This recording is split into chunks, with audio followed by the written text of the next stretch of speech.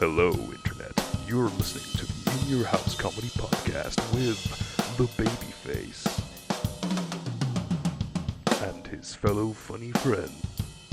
Now hold on to your butts. Keep your arms and legs inside the podcast at all times. Prepare to have an autographical orgasm in 3, 2, 1. It's the In Your House podcast. We're not recording Finley. My guest today is comedian actor Ethan McKinley. Yes, it is. Do you like that? I do like that. There we go. Let's get both of our mics Okay, can you rubbing actually- together. We're, like we're going a double P frottage today. porn video. How you doing, man? I'm fine. How are you? Thank you for having me on the show. Really appreciate it. I've not seen you for a while. I know, yeah, it's been quite a while. I missed yeah, you slightly. I was going to say, how's your mum? But your mum was actually just here in this weird / community old person area. With lovely pink which walls. remarkably doesn't smell of a wee. It's shocking, isn't it? So, yeah, I know you've been doing a few different things randomly, hence why it's been a bit, we had to delay doing the first one a little bit. So tell the people about the presenting gig you were doing in Belgium. Belgium. Yes. Yeah. Basically, my friend is a stand-up comedian called Neil Cole, who has been in the game longer than both of us. He's been doing it since 1998. In fact, I think he started with Russell Brand. Yeah. And I think then they presented an MTV together in like the early 2000s. Oh, so he was doing stuff with Russell Brand. It sounds glamorous. I've only met this guy like last year, so we're not old friends. But Make it sound glamorous, it doesn't matter though. basically, he's a sports presenter now, and he said, I can't do this gig. Can you do it? And I was like, I've not really done much presenting. And he's like, well, just lie, I'll back you up. So basically the job we're going to leave that part out. No, it's fine. Okay, cool. Presenting kind of, because I've done like about 500 of my own podcasts for both the 2-Minute Terminator, which I recommend you listen to, folks. It's quite funny. Just quite funny. What was that? The 2-Minute Terminator. What's that? The first podcast I ever did was a show where I watched the Terminator films 1 minute at a time, and then I would talk about that 1 minute. Oh, okay. And I did literally every minute of every film right up until Terminator Genesis. So 5 Terminator films. That must be a lot of episodes. Granular detail. Sometimes with guests, with another girl called Ellie who was just as hilarious. And I think there's about 500 episodes of that. And then I've got my other show, which is questionable, where I asked, like, that's you, the one this I've is the seen. same thing as this. But yeah, because I did that, he went, you can do this, just lie and I'll back you up. And I was like, okay. To be fair, when I heard you were doing it, I thought it made sense for you. I was like, yeah, that makes sense. He's got a big mouth and no one likes him. He'd be great on TV. Make him a presenter. So yeah, I applied for it. I said I can also ride a motorbike because it was for the Spa Biker Classic 2019 endurance race, which is a 4-hour bike race on classic sports bikes, which are bikes from like the early 80s, basically. Oh, okay. Like that kind of old-timey Top Gun type bike, not the new one, the old Top Gun. It's one of those films I haven't seen, but carry on. You don't need to. Well, having said that, looking back on it, in the society we now live in, Top Gun is pretty much the gayest film ever. It's all these men, oiled up men, right, in towels, talking about being each other's wingman, and you can ride my tail anytime. So yeah. The undertones that I've got from it, galore. Amplified only by the fact we now live in this LGBT paradise. And we have Brokeback Mountain. And everything is gay, and every story's got a rainbow in it. The joke is fucking Mysterio. Yes. So yeah, that was the job basically. It was just to present this bike race. On the first day, I knew nothing what was going on, so I talked to all the riders and I talked to all the pit crews. Went, what is this? Please explain to me, so I don't get fired. And they were like, okay, so it's this blah blah blah. This is the race. What I have to do. So it's a 4-hour race, and then the next day I had to present it, and then the day after that, we covered things that I did a bit shit on the first day. Oh yeah. Or like, this race is amazing. 4 hours of riders coming from all around the globe to do battle, man against man, man against machine, in a 4-hour endurance race of motorcycle heaven or hell.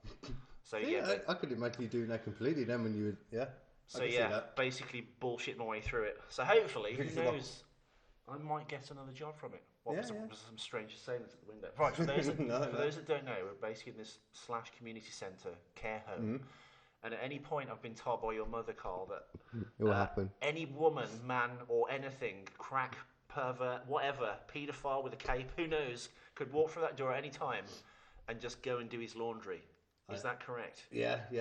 If he dares. I like you. Like to live dangerously. I like this, Carl. Yeah, doing laundry, you American bastard. Fucking hell. Going to do your laundry. What would Go to you Aldi. say? Do you mean washing? Washing. I just got raked over the coals by Carl's mother for saying Aldi. What do you say? I'm from me. Aldi. Because apparently in Birmingham recently, there's been an Aldi. When you said it, you said there had been an Aldi. I won't give it away, but there had been an Aldi effectively. Oh, go on, you go first. Go on, yeah. Well, no, that's where they thought I was talking about an Aldi people's home. Yeah, basically an Aldi All right, people. Aldi. In Birmingham, we say Aldi. There was an Aldi supermarket that's been looted by a group of people. We're not going to say what kind of people, but people. Let's get controversial. People have been raiding this Aldi's basically. It's been on social media. And I said that, and they thought I was an old people's home. Yeah, such generally. was my non-Birmingham accent, apparently. But and then you showed me the video as well. The pure fact, you've got all these people looting. People, don't say anything else. Just say people. All these people are varying whatever. Very robbing in naughty. Audis. Yeah, quite naughty, if I'm honest. It's like the cheapest supermarket you could rob. It's like, yeah. Why would you not do a waitress? yeah, it's all the same once you rob it. Once you get in there, you go away for the same thing. You might as well rob a decent supermarket. But with that being said, I'm more of a Lidl man anyway. Well, the only thing near to me is actually Lidl, but I think some do good. I think they're kind of 50-50. Think Lidl do good stuff, and then Aldi do the stuff that Lidl aren't good at, and vice versa. Yeah. Lidl do good alcohol. Yeah. The hamburger there is banging. Is it really? Yeah, 10. That's what. No, I haven't got that in there now. Actually.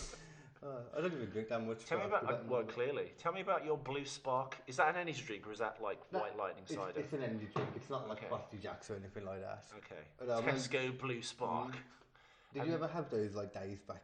You know, back in the day, you had the Frosty Jacks and stuff. Yeah. Well, at school, you drink like White Lightning, or back in the day, in my day, back in the 50s. Back in your day. Mad Dog 2020. Is that still a thing? Have you heard of that? It's like a fruity punch kind of alcohol. It's got two dogs on it. It's called MD 2020 now, I think. If it's what I'm thinking of, it's like a kind of fruit drink. Because it was like the 90s Alka-Pops back in the day. Yeah. I have and had then that. Hooch came out, and then like two dogs. And Mad Dog it's MD 2020 now. Okay. Because I assume anyway, because I've drank MD 2020. Didn't they call it MD because all the kids are on Mandy and stuff? They go, should we call it MD? I think it came out before that. I remember it was around like 13 years ago when I started drinking. I'm 28 now, so like 12 years ago. You're so young! How old are you? 44. Are you? Yeah. Oh, I didn't know anything. I'm a late starter to comedy. When did you start? Like last year with you idiot. Oh, okay. Yeah. Last September. But we didn't do the same classes, did we? So I didn't realise for a while. So what did we learn in those classes? That's what I'd like to know. No, I didn't do them. Not much.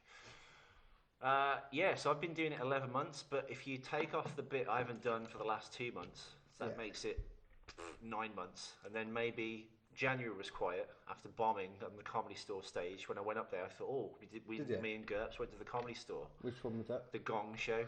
Never did the Gong Show, listeners. Where was that? In Manchester. Sorry, did I say that? Yeah, Manchester Comedy Store.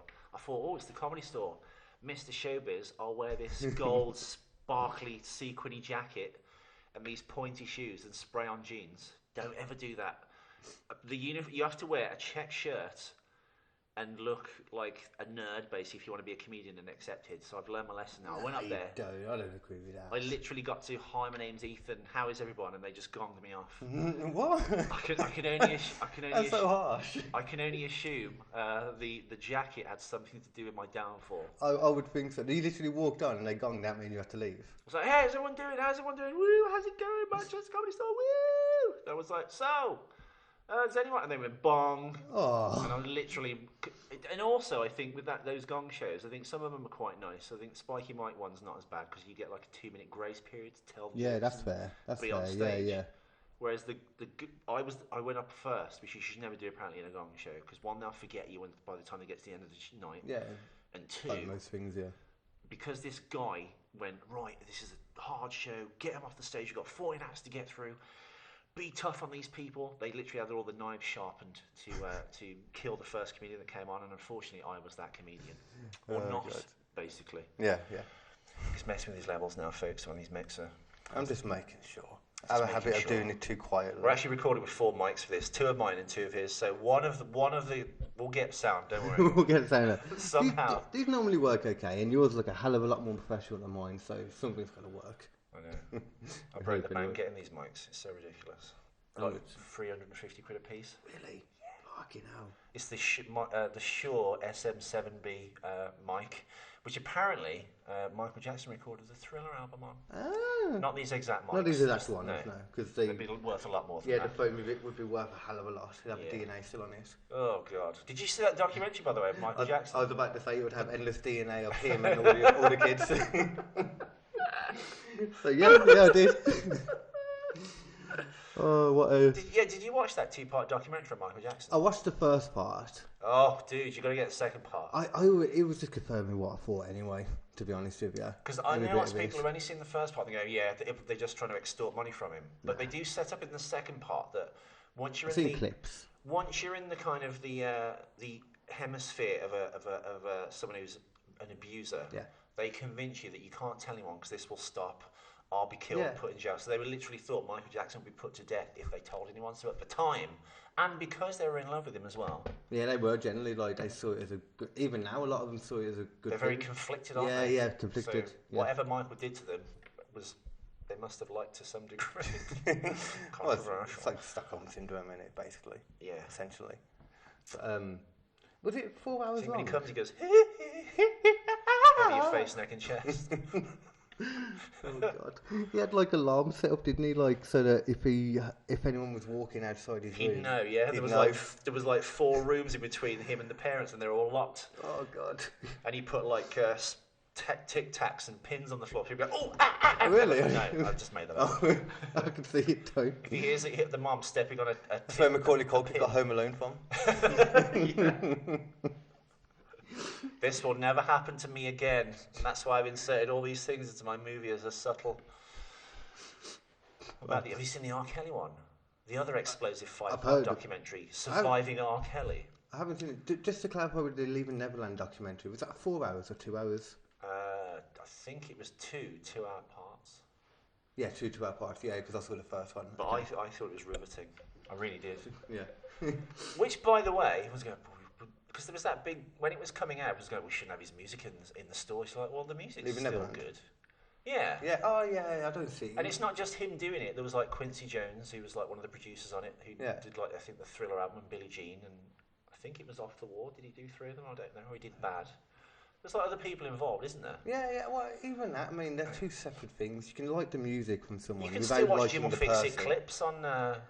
I don't know about that on one, YouTube. That's like video interacting with kids. That's different. Okay. You know what I mean? Well, I mean, which is that? But if he made music and it was good music, then watch Jimmy Savile's music, listen to it. Yeah. You can still watch Moonwalker when the little kids are watching him doing the smooth criminal dance through the things. I suppose to an exception you can watch Jim will Fix It still actually. Not good. As soon as he gets out of that club, he's going to bum all those kids.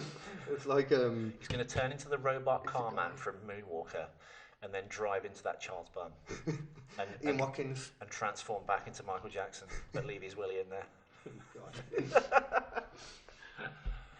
you remember that podcast you had, Carl, that was ripped off YouTube because we were talking about controversial subjects? Still on Spotify, though. Sorry. Ian Watkins was the Lost Prophets guy, wasn't he? He actually, do you know what? Him as well, and R. Kelly, as you mentioned. I knew a girl who was a model. That's fair. Who said she went out with Ian Watkins. She's like, he was so weird and I hated him and he got me hooked on heroin. The Lost Prophets Ian Watkins or Steps Ian Watkins? Because they got the same the name. Lost Prophets one. Okay. The bad one.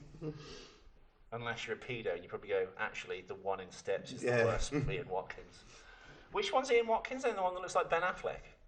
No, from Steps. H H is Ian Watkins. So when a load of people... Why is he called H in Steps then? The gay one, right? Yeah. Okay. I think is he gay? Them are. Are we allowed to say that? I think you're right. What's Can the you fact? out someone? He likes bum. Yeah, but it was never alluded to. It's like the one in S Club 7 that was like the blonde, fair-haired boy who went into Les Mis the musical. Did he? There was the... Oh, the musical, not the film. There was the black rat boy. There was... Well, I don't know what his name was. Bradley, there you go. Sorry, Bradley, if you're listening, I apologise. He ain't listening. You're probably dead. Probably dead. And there was Tina, who was my personal favourite. Everyone used to go for Rachel. Yeah, she was the one that got pretty good from it, weren't she? She was the fit one, but I always thought Tina was the one that would, you know.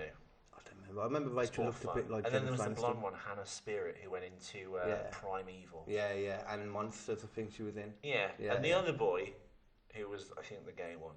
So the gay one from that. I can't even remember. Johnson one, but yeah, he went into musicals, I think.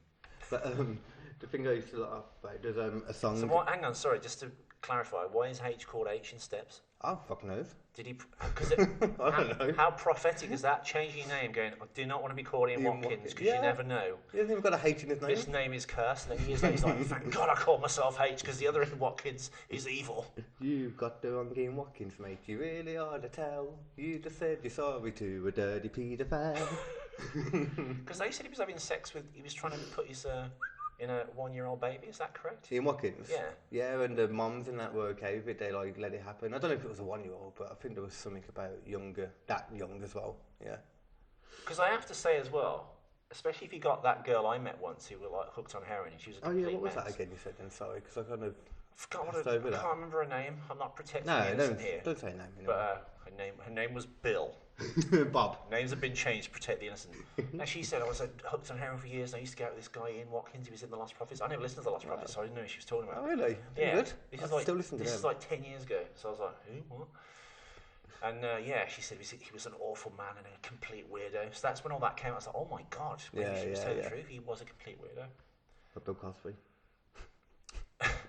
Put him up. Put him up in. And Bill Cosby, of course, would berate other comics. Eddie Murphy obviously famously talked about it, I think, in Delirious, because he was always berating Eddie Murphy for like swearing and stuff. And Richard Pryor. And isn't it funny how all the people are always telling you to be good and not do this and not do that always turn out to be the most worst. God. The most worst. After mispronouncing oldies, now my grammar is terrible as well. You're into films and stuff then? Am I into films? Does a rock and horse have a wooden dick, Carl? Yes. Well, no, actually, I've looked. They don't. So you're a film fan? I don't know. I'm a film fan. You're a big film fan? Yeah. When your parents divorce and you're 5, you get sat in front of a TV and you watch a lot of films. Same! Hey! Divorce high five. Is your dad alive? Huh? Is your dad alive? I don't know. Okay. Well, mine's dead, so absent fathers, high five. Woo! Hey! We're lonely. We're going to observe a 1-minute silence for our absent fathers. Thank you. Gonged up again. What films do you want to talk about, Carl? No, I was just asking about films in general. Did you see that Avengers is now the highest grossing film? Did you see that? Well, fans of Marvel who want to shit on Avatar constantly, though I don't know, in adjusted money, because Avatar was now 10 years ago this Christmas. Oh, we're talking about inflation now. Without inflation, it is still not the most profitable film ever. Is this correct? Suck it, Marvel. To be fair, it was a bit convenient when they suddenly broke it. They broke the news just before the Phase 4 announcements. Still a good film. So, Not as good as Infinity War. Yeah, good man. Infinity War good man. was much better. Yeah. It's such a rare opinion, that is. By the way, when they did that, have you seen it, right? Yeah, I've seen it all. That montage of them with kind of like everyone's signatures coming up, and it's almost like a thank you to the fans. Sorry, just to I got there I was, for Infinity War and Endgame, I was one of the people there 1 minute past midnight to watch it on the first night. You fucking nerd. Yeah. Absolute nerd. Happily, on a beautiful night, so I get away with it. Watch it in the afternoon for the old people's lower price. You know it's cheaper in the afternoon, right? Oh, a limited card, thank you. $6.50. I have a limited. Eat that, Marvel. At the end when they're doing that signature and you're showing all the heroes, as it were, and the actors that play them, it's like, thanks for watching Marvel, we love you fans, and thanks Robert Downey Jr., you charming, handsome bastard. Why did they not include Stan Lee in that? He'd literally died that year, not a few months before. Couldn't they have been like a thank you, Stan? Yeah. Right. Didn't they do that in Captain Marvel, though, if I remember correctly? Well, they put Stan in. When they do the Marvel comic book pages, flicking when the logo comes up at the start, there was like a Stan Lee. It was all him, wasn't it? I think. Why would you do that? Captain Marvel. No one likes Captain. 2. It wasn't very good. No one likes Brie Larson. 3. I don't like Brie Larson. No. Well, actually, that is. But I know none of them like her. They should have, I think, put it at the end of Infinity. No, well, everything should put at the end of Infinity War. Wasn't it before that? Or didn't he die like after Infinity War came out? I'm pretty sure. He did. He died just before. Was it January or something? February? I can't remember when and it was. I think Endgame came out in April. Yeah, I know we didn't get to see it before he died. Patchy film. It's. I think it could have been enjoyed a bit it. shorter. Yeah. About 20 minutes. I tell you how I knew it wasn't that great, because Infinity War, I went to watch it, I really enjoyed it, and I went back like honestly a good like 4 or 5 times because Bloody hell! I got limitless though, so I can. I just got high, you know. I was in town, I was high, and I was like, I'm gonna go watch Infinity War. Sometimes I would have left like an hour early. Sometimes I buy a ticket. Sometimes I go in an hour late so I could see the later stuff. But all in all, saw it about 4 or 5 times. Endgame, I didn't go and watch it again once. I just didn't want to see it again. Yeah, I didn't need to. Once was enough. So that made me realise that obviously I didn't enjoy it as much. Yeah. You know what I mean? Yeah. Like, I didn't knowingly know it at first. And well, by the way, if you listen to this, spoilers. Turn the show off now. Go and watch Endgame, and then come back. But here we go. Yeah, Black we haven't Widow done spoilers died. yet. Yeah. They're doing a Black Widow film. Yeah, but it's a prequel. But she's gone. I know, it's part of Phase 4. Gone. Yeah. Well, But they all right. needed Well, to do let's it talk at about some Phase point. 4. What's coming out in Phase 4? There's Okay. WandaVision. WandaVision on the And Disney Plus. And Disney Plus. Vision's dead. Vision's dead. I think it's going to be the time between was it Infinity War? No, Age of War, Civil War. Between Civil War and Infinity War, you know, when you join back to Infinity War. And But they're dead. I know. This is like the Force Awakens. Yeah. The Them two, Empire I was agree. beaten in Return of the Jedi. Luke Skywalker's the hero. Everyone lives happily ever after. Oh, by the way, Han Solo married Princess Leia and it didn't work out. He's now basically homeless. He's lost the Millennium Falcon and he's like basically a drug smuggler with his pet dog, Chewie. Yeah. And Luke Skywalker. He knew about Jedi's back in the day as well. Even though Han Solo didn't believe him. Luke Skywalker's a disgruntled hobo who hates being a Jedi now, on an island full of like nun frogs. Finn, who was a defecting, not defective. I thought they were all clones, by the way, originally. What happened to that? They threw that idea out. Oh, just go So with it. now anyone is a conscripted person, like a regular person, can join the Empire. But here's the problem: they defeated the Empire. Of course, that was The back. Empire's still around. Who was Snoke? They never really got to that, did they? John Boyega, who was this escaping stormtrooper, has an interesting story arc. They did nothing with He's him. a crap actor, I think, as well. And then in the second one, he was in love in this side story. He rescued all those space horses from the casino planet. Yeah, that whole went thing. nowhere. Last That was Jedi boring. in general was And a then he terrible fell in love film. with that Korean chick with the boxy head. Did it fall for her in the end? Yeah, she's like, love, this is the real victory. And then she's like, do this for love. When she like knocks his ship out the way with that laser beam. Remember And that? you're like, why are you in love with her? Her sister at the start, the really beautiful Asian chick, she died right when they bombed. Oh yeah, but she was the the one. super hot sister. Didn't she kill herself to blow up the thing to save them? I'm don't pretty know. sure that's what happened. But why couldn't they have swapped those roles? Why Yeah, you'd have been yeah. in love with the hot Chinese one? People Sorry, hated Korean, that whatever. girl. I'm sorry, I'm not being racist. But she had a Racist, you want square the head. hotter Korean girl? She looked Fine. like a pillow with a wig on. Sorry, John She did. Boyega, you picked wrong, son. I think wrong in general because Ray was hotter than both of them anyway. The point is, once the story's finished with Marvel, why would you bring all the characters back? They're fucking dead. No, I Do agree. new characters. WandaVision and Black Widow not so much because they should have done it earlier, but they needed to do it either way. And it's an easy money, so I get it. They're doing I it get because that. it's all this female empowerment which is happening. Yeah. It's like, we'll do new characters. Yeah. Well, Leave that behind now. We've had 10 years of Black Widow. there's also some of the other films. There's Eternals coming out. That's got a couple of good female. But the problem is they've gender swapped some of the roles, haven't they? Have they? Yeah. I haven't read that much into Eternals. I don't know that much about that. I don't know. The only exciting That film Angelina out of Jolie. all of those films for me is Blade. Yeah, Blade. Because the old Yeah. Blade movies are the first That's not two. Phase 4 though. What? That's going to be Phase 5. Oh god. So basically, all of Phase 4 is the characters you already know that are already dead having adventures. Well, I know it's probably multiverse, and it's Is a that- different version or a different timeline. it's not version. multiverse isn't a thing as much as they make it out to be. Well, at the Loki moment. went through that teleporting thing, didn't he? He Yeah, got the that's what his Tesseract, series went, gonna be "Ooh, I've got about." it," and disappeared. Because there's a Loki series coming for Disney Plus, and that's going to be about that Loki. I don't think they'll get Tom. What's his name? Tom Hiddleston. They don't want to get him for that. He's He's too already busy. said. He's already said he's doing He it. might do a movie, but I couldn't see him doing a series. Well, that's the thing. Probably I was thinking about that, but I think it's going to Do you work in. understand why everyone likes his character so much as well? Do what? No disrespect to Tom Hiddleston. Oh, Loki's amazing. Like, Oh, why? Is he? He's all right. I like him. I thought the guy was a bit of a creep that played him at first, but I think I was looking at it wrong now, looked at it back. But, I don't know. Of all the great villains in history, I'd never think of Loki as a likeable or charming... Because he's meant to be mischievous. Yeah, the god of mischief. But you still like him, but he does naughty things. Yeah, I like Loki. I like Loki a lot more than I liked Thor in the first two. Maybe that's why. Well, the first two Thor films were shit. Exactly. So in the first two Thor films, which were so shit, the only good part was Loki. He was the best part in a pile of shit. Yeah. You know what I mean? Him being the bad guy for Avengers. Are we slowly deconstructing the Marvel universe? Because that shit, that's rubbish. Why are they doing this? I can Was any of it any good? Man. I love Marvel. Iron Man 1, good. I still like Iron Man 2. Yeah, weirdly, I like that. Whiplash was cool. Made no sense, but it was cool. Yeah. Mickey Rourke and stuff. Yeah, like that. And I actually like 3 because it's more about Robert Downey Jr. And the he's PTSD. the Marvel universe. Yeah. How are they going to do it without him? I have no idea. Have you seen Far From Home? Yes. Spider-Man. They kind of. I thought that was kind of because he's kind of the new one, isn't he? Tom Holland is like the new tech guy. He is. But I hope they don't go down that road because I think Spider-Man needs to be a kid with problems and at school and solving problems in Queens in New York. It's already kind of gone past that, hasn't it? Because at the end of the film, he was saying, "I just want to be a kid. Why do I have to do this?" And then I don't know if it's like, oh fuck it, doesn't matter. It does matter. This is Marvel. That's what I was about to say. I was about to say I shouldn't say it, but oh fuck it, doesn't matter. At the end of Spider-Man, they talk about how J. Jonah Jameson, remember, he comes back. Parker! Yeah, and he announces that Peter Parker's Spider-Man, so that's still going to be the next film.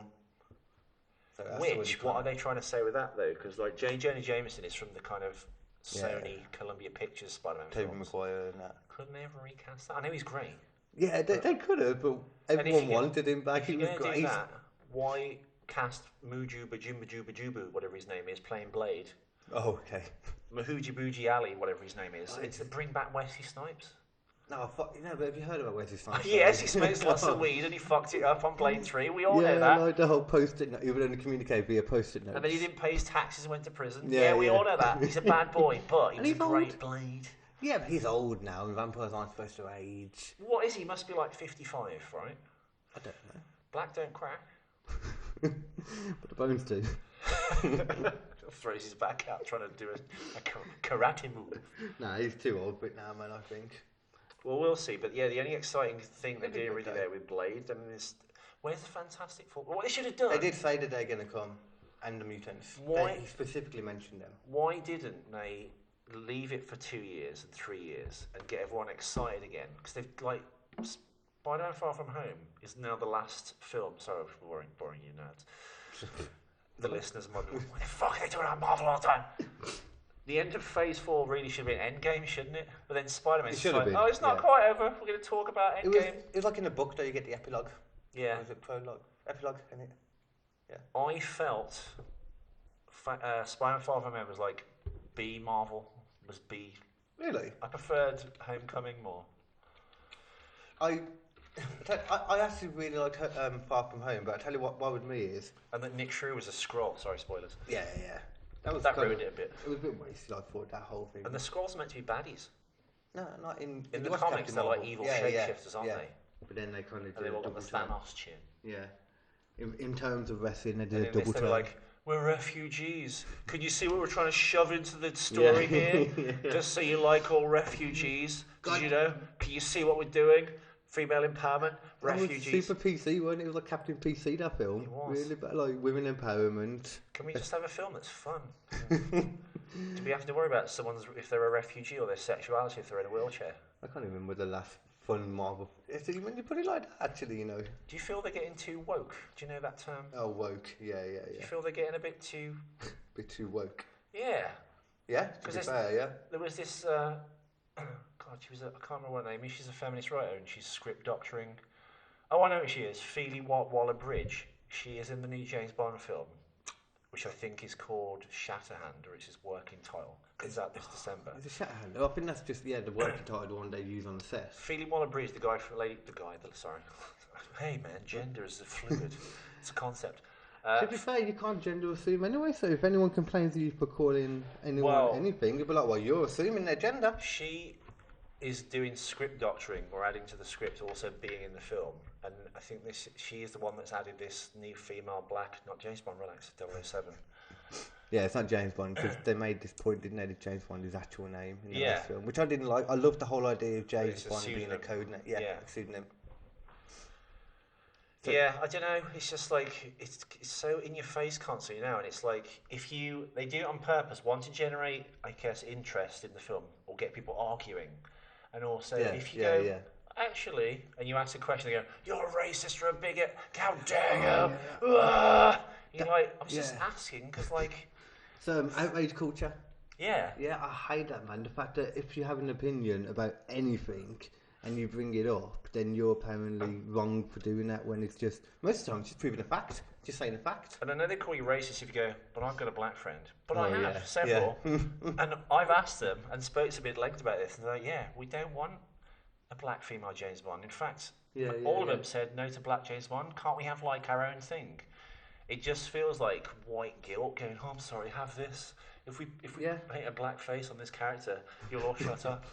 And they've all found it more kind of worrying and offensive than perhaps the white people. I don't know. No, I agree. It's stupid.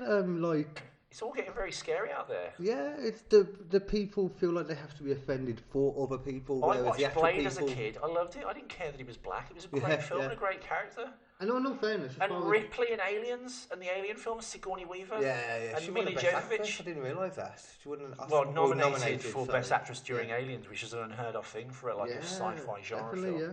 But yeah, they were and Sarah Connor. There have been great female characters. In fact, Terminator. Sorry. The best example of it recently that didn't mention any of the fact that she's a woman. She didn't go, "I'm a woman," or make some shitty comment to the guy. It didn't work into the plot at all. Didn't work into the plot. She just happened to be a lady who was badass. Was Halle Berry in John Wick 3.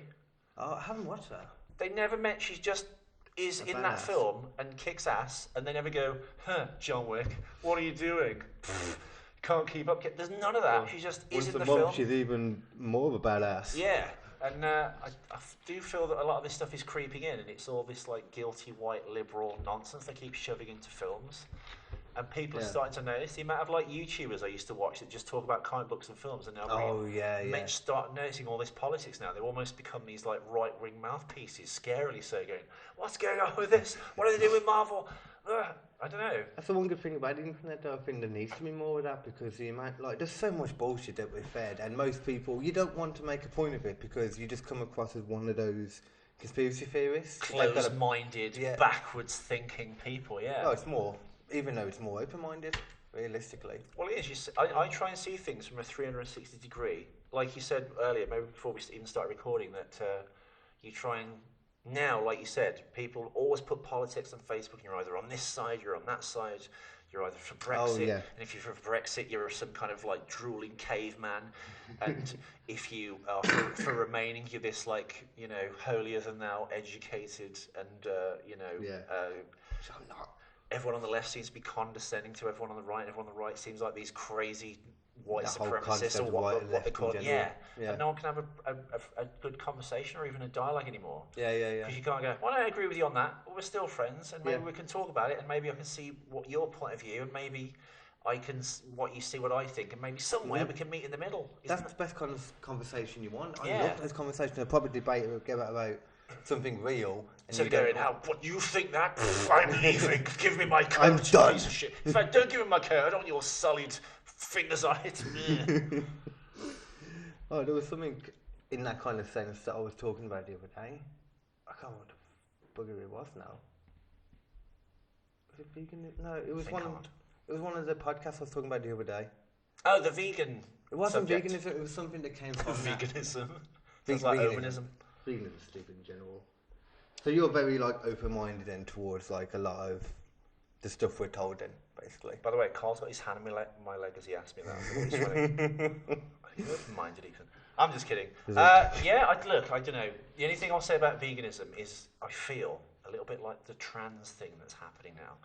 And I actually know a trans person. One of my friends, Buck Angel, is probably the most famous trans person activist on the planet. I feel for her. He was an actual trans person. He was a woman that transitioned to being a man. But, as he has said, said, speaking Woman to carefully. transition to being a man. Okay. Yeah, as Buck said, Buck Angel. If you don't know who Buck Angel is and you're listening, folks, Google Buck Angel and literally just Google image him. He's a famous porn star, basically. Yeah, have a look while I'm talking to you about it. Okay. He's a famous porn star, and he's known as the man with the pussy. But he's left his porn roots behind him. So basically, now he is an activist and speaker for trans. What's the name again, sorry? Buck Angel. And he comes under so much fire by speaking openly about the situation. And he has said there's about 1.1% of trans people in the world.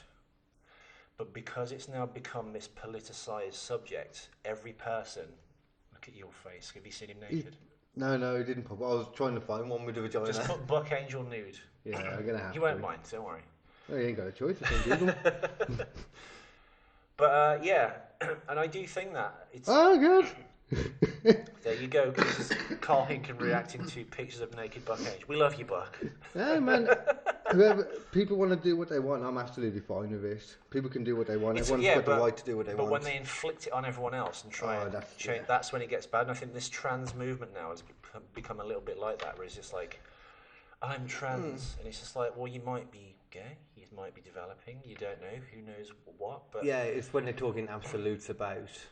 Only a Sith deals in absolutes. Well, back in the day, there was this show on, it was a documentary about this guy who was trans, and he was transitioning, and I'm not sure how it is now, but back in the day, you used to have to live as the sex you wanted to be for at least 3 years. You'd have a ton What does that mean, though? Well, if you're a dude who wanted to be a lady, you'd have to dress as a lady for 3 years and really earn your stripes, as it were. But to truly when was prove... this? God, 90s, 80s. Oh, okay, that makes more sense. Because I was going to say, nowadays, saying that is like, what does that really mean? But back then, obviously, there's a much more general I think idea. Because it was such a big step to do, I think the health services would have to understand if you were psychologically really wanted to do this. If you're going to have an operation... Which is a good idea, yeah. Yeah. And that's what Buck went through. Years of counselling, years of this, years of that, and then obviously like having the operation. But now they're just saying any like little kid can go, I think I'm trans. Oh yeah. And they'll put hormone saying, blockers on you, so you don't go through puberty, and perhaps have an operation, and then you like when you're 25, because the human brain apparently doesn't develop properly until it's adult form, till between like I think it's 25 and 28. I think it's 25. So generally, anyway. So I'm still going to be 26, 27. So if you are on the fence, perhaps with your trust me, I've got friends who've got kids, and you definitely know that kid is gay. So I love them. I've got my two boys, as you know. I've got an 8-year-old and a 4-year-old, almost 5. And one's perhaps more flamboyant than the other. My oldest is kind of very camp. I love him. No, he's great. Yeah, so I'd be happy if he came up to me saying that kind of stuff, and I'd make him wait until he's about 21 to really see. Yeah, absolutely. But I think now everything you'd see on the news is like, yeah, you should just put hormone blockers on, give kids to 5-year-olds. You're like, your brain's not developed. You can talk a 5-year-old into wanting to be an oven.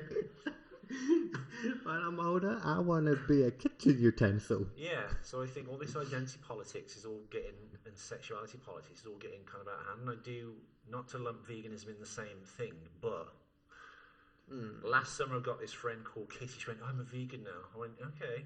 And I went, have you had any problems being a vegan? She went, well, my hair has started to get really thin and come out on the front.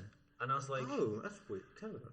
Well, because I think it depends on your antecedent DNA. So, like, if you are from a certain part of Northern Europe, all your ancestors ate this kind of food. So that's kind of what you said. That's why, like, if you're a as much as people like to say that we're not different inside, we are different inside, depending on where we come from. That's why if you go to, like, is it Alaska or the North Pole? Is it the Inuits or the you can't say Eskimo anymore. What's the right word for it? Did I say Eskimo anymore?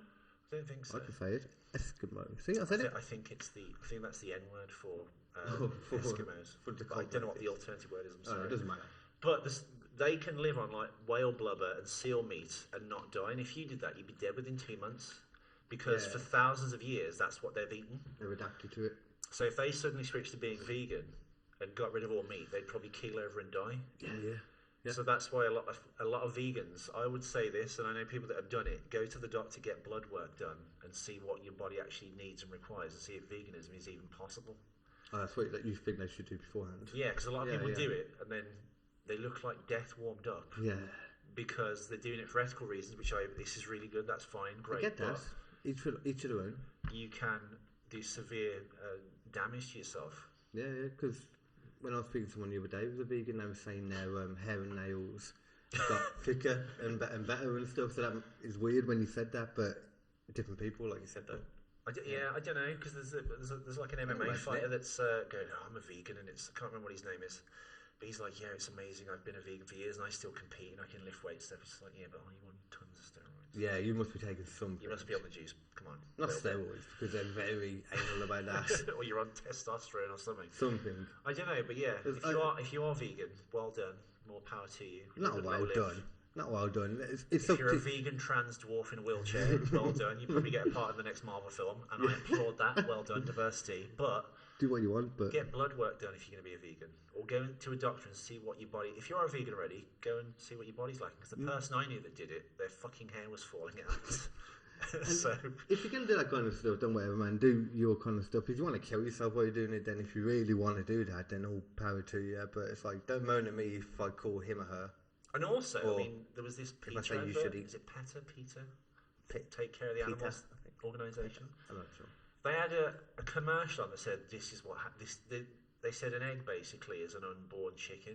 So if you leave an egg long enough under a heat lamp, it will turn into a chicken. Yeah. Which is not true. Is it not? I've always wondered how that works. No. It's one thing I've never known. It's basically... It's a period, isn't it? Basically? Yeah, that's what I would call it. Chicken period.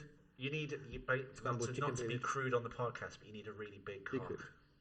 Cock-a-doodle-doo to fertilise the chicken. So when she does lay eggs, they turn into little chickens. Is it literally they have sex then and then... Yeah. Is that literally what it is? Yeah, that's why if you have chickens for eggs at home, if you had a garden, right, with a hutch in it with chickens in, because I know people that got chickens. Yeah, people do it, yeah. I know someone else. You have female chickens and they just lay eggs and that's what you eat. Yeah, yeah. But at some point they get into a thing called brooding, I think, and that's when you have to borrow someone's cock. And you put it outside the cage, they go, ooh, a man, and then they start ovulating again, and they start laying eggs properly again. Wait, so they just have to see it? Or they just... Yes. They don't have to have sex with it? Yeah. Oh, so they don't have That's sex? what my friend did. I'm not sure it's... Just gets them going? There's something, I can't remember what the word is, but if they stop they stop laying as many eggs, their egg production goes down, and that's when you get a big cock. Like the change. And you put it out, not your own, your pet. Maybe someone just grab someone else's cock. Just slap your cock. Bam! And put it outside the hutch or the cage, the enclosure, and then they start producing more and more eggs again. And also, once you've eaten the eggs, if you smash the shells into little pieces and put it in with their feed, the shell makes their shells stronger when they lay eggs again. Oh, because it's full of protein and stuff in it. Yeah, that's why I learned recently, for some reason, if you get eggs, don't wash them. And they'll last longer because of the protein will stay on the eggs on the outside longer. Well, I suppose they get when the egg got those horrible. Well, on the subject of veganism and buying eggs, the thing I completely stand with vegans on is factory farming. Oh yeah. Industrialised farming, which is terrible for the animals, terrible for the quality of the meat or the eggs produced. It's terrible in general, anyway. Yeah, but because you've got so many people, what do you do? Because there is that company, isn't there, that's growing like 3D printing meat, but they said it's like 5 or 10 years away. Oh, synthesizing meat, basically. Yeah, where they take a meat cell and they 3D print it into a steak, and apparently it's not quite there yet, but they're getting close. Just an easily mass-produced way of synthesizing food. I would like to speak to vegans and go, if they took a meat cell and turned it into a 3D printed steak or a synthesized meatball, would you eat it? Well, it's not real meat, is it? Really? Well, it is. It's just replicating the same cells over and over again. Cloning it, essentially. Yeah. So you're eating kind of clone. Whatever I'm not sure what the health implications down the road would be. Well, you can never know with most things. So everyone's getting cancer in 50 years. What is it? It's like, it was the synthesized meat. We didn't know. But we know the kind of stuff that can develop cancer and things like that, though. So we know roughly what kind of stuff to include and to avoid. There might be new random stuff that we never. Well, they think it's like a mix of things. It's like obviously processed foods is one, smoking, drinking alcohol. Yeah. All of which I do, so... All of which most people do. Like, I mean, I was literally about to smoke a vape then. I'm putting him off it now. No, this will probably come out, they'll say eventually, this causes cancer. I remember bacon caused cancer. Everything causes cancer. I ate bacon today. I'm coughing. I'm dying at the moment. Why are you coughing? Why are you coughing, Carl? I'm dying. Did you used to be a smoker then? I am a smoker, but I only generally smoke bud now. I smoke bud like most nights. My mother does that. She's trying to get off cigarettes, but she smokes vape and cigarettes. Or she'll go for a couple of months without smoking, and then go for like a binge of smoking, and then go back to a vape pen. That's generally what I do. I mean, I'm not trying to quit at all because I don't see any reason to. Man, we're here for a short amount of time. Might as well fucking enjoy it. But yeah, I just like. Well, I suppose the concern is, and we do want you around as long as possible, Carl, because we love you. I know I do. I am wonderful, so I get that. I suppose we'll probably live around. I guess it will take 3 or 4 years around the same age, but it's just how. And we will be right back after the messages from our sponsors. There's not too many. There might be nudity. Hey. Come the bush, come the bush. For anyone who lives anywhere near Cradley Heath or just people who live in Birmingham, you can get there. It's down Dudley kind of way, somewhere in between there. I don't drive, I don't know geography. But it's called the Hollybush Pub, and the reason I'm telling you about it is every Thursday they do a comedy open mic night. It's something that I've done myself quite a few times. A lot of the comedians I know do it regularly. It's a good place to go and watch up and coming acts and a few professionals too. It's also a really nice place. The people are sound, and it's a proper nice little room as well. They've got a back room too. They've got an outside beer garden. That's what it's called. Couldn't think. And it's just a really nice place. So, like I said, every Thursday, comedy open mic night. And if you haven't been to the bush before, to the Holly Bush that is, there's only one thing I'll say, and that is, come the bush, come the bush. Why don't you come to the bush? Come the bush, come the bush. But please don't come on it. Okay, next guys, it's all about Fat Penguin Improv Comedy Centre. That is not a name you're going to forget. Fat Penguin Improv Comedy Centre.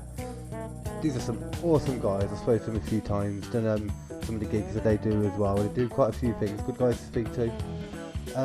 It's Birmingham's home for improv, clown and sketch workshop. So if you live in Birmingham, you live anywhere nearby like I do, like everyone should. It's the most beautiful shithole in the world. But if you do, and you're thinking, you know what, I might want to do some improv, I might want to do some sketch workshops, I might want to do some clowns, then come on down to Fat Penguin Improv Centre.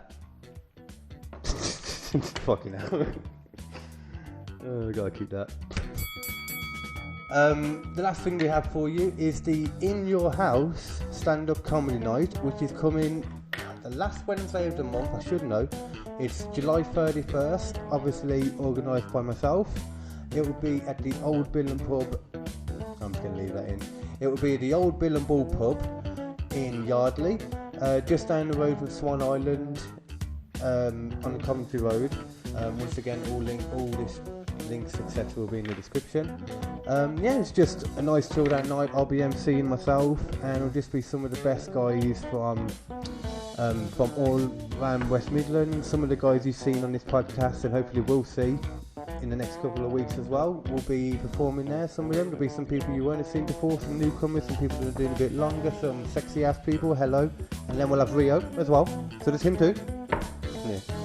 But so without further ado, I will stop talking to you about advertisers now. I can stop feeling like a shell of a man, and I will put you straight back to the In Your House comedy podcast. Take it away. I love you. Good night.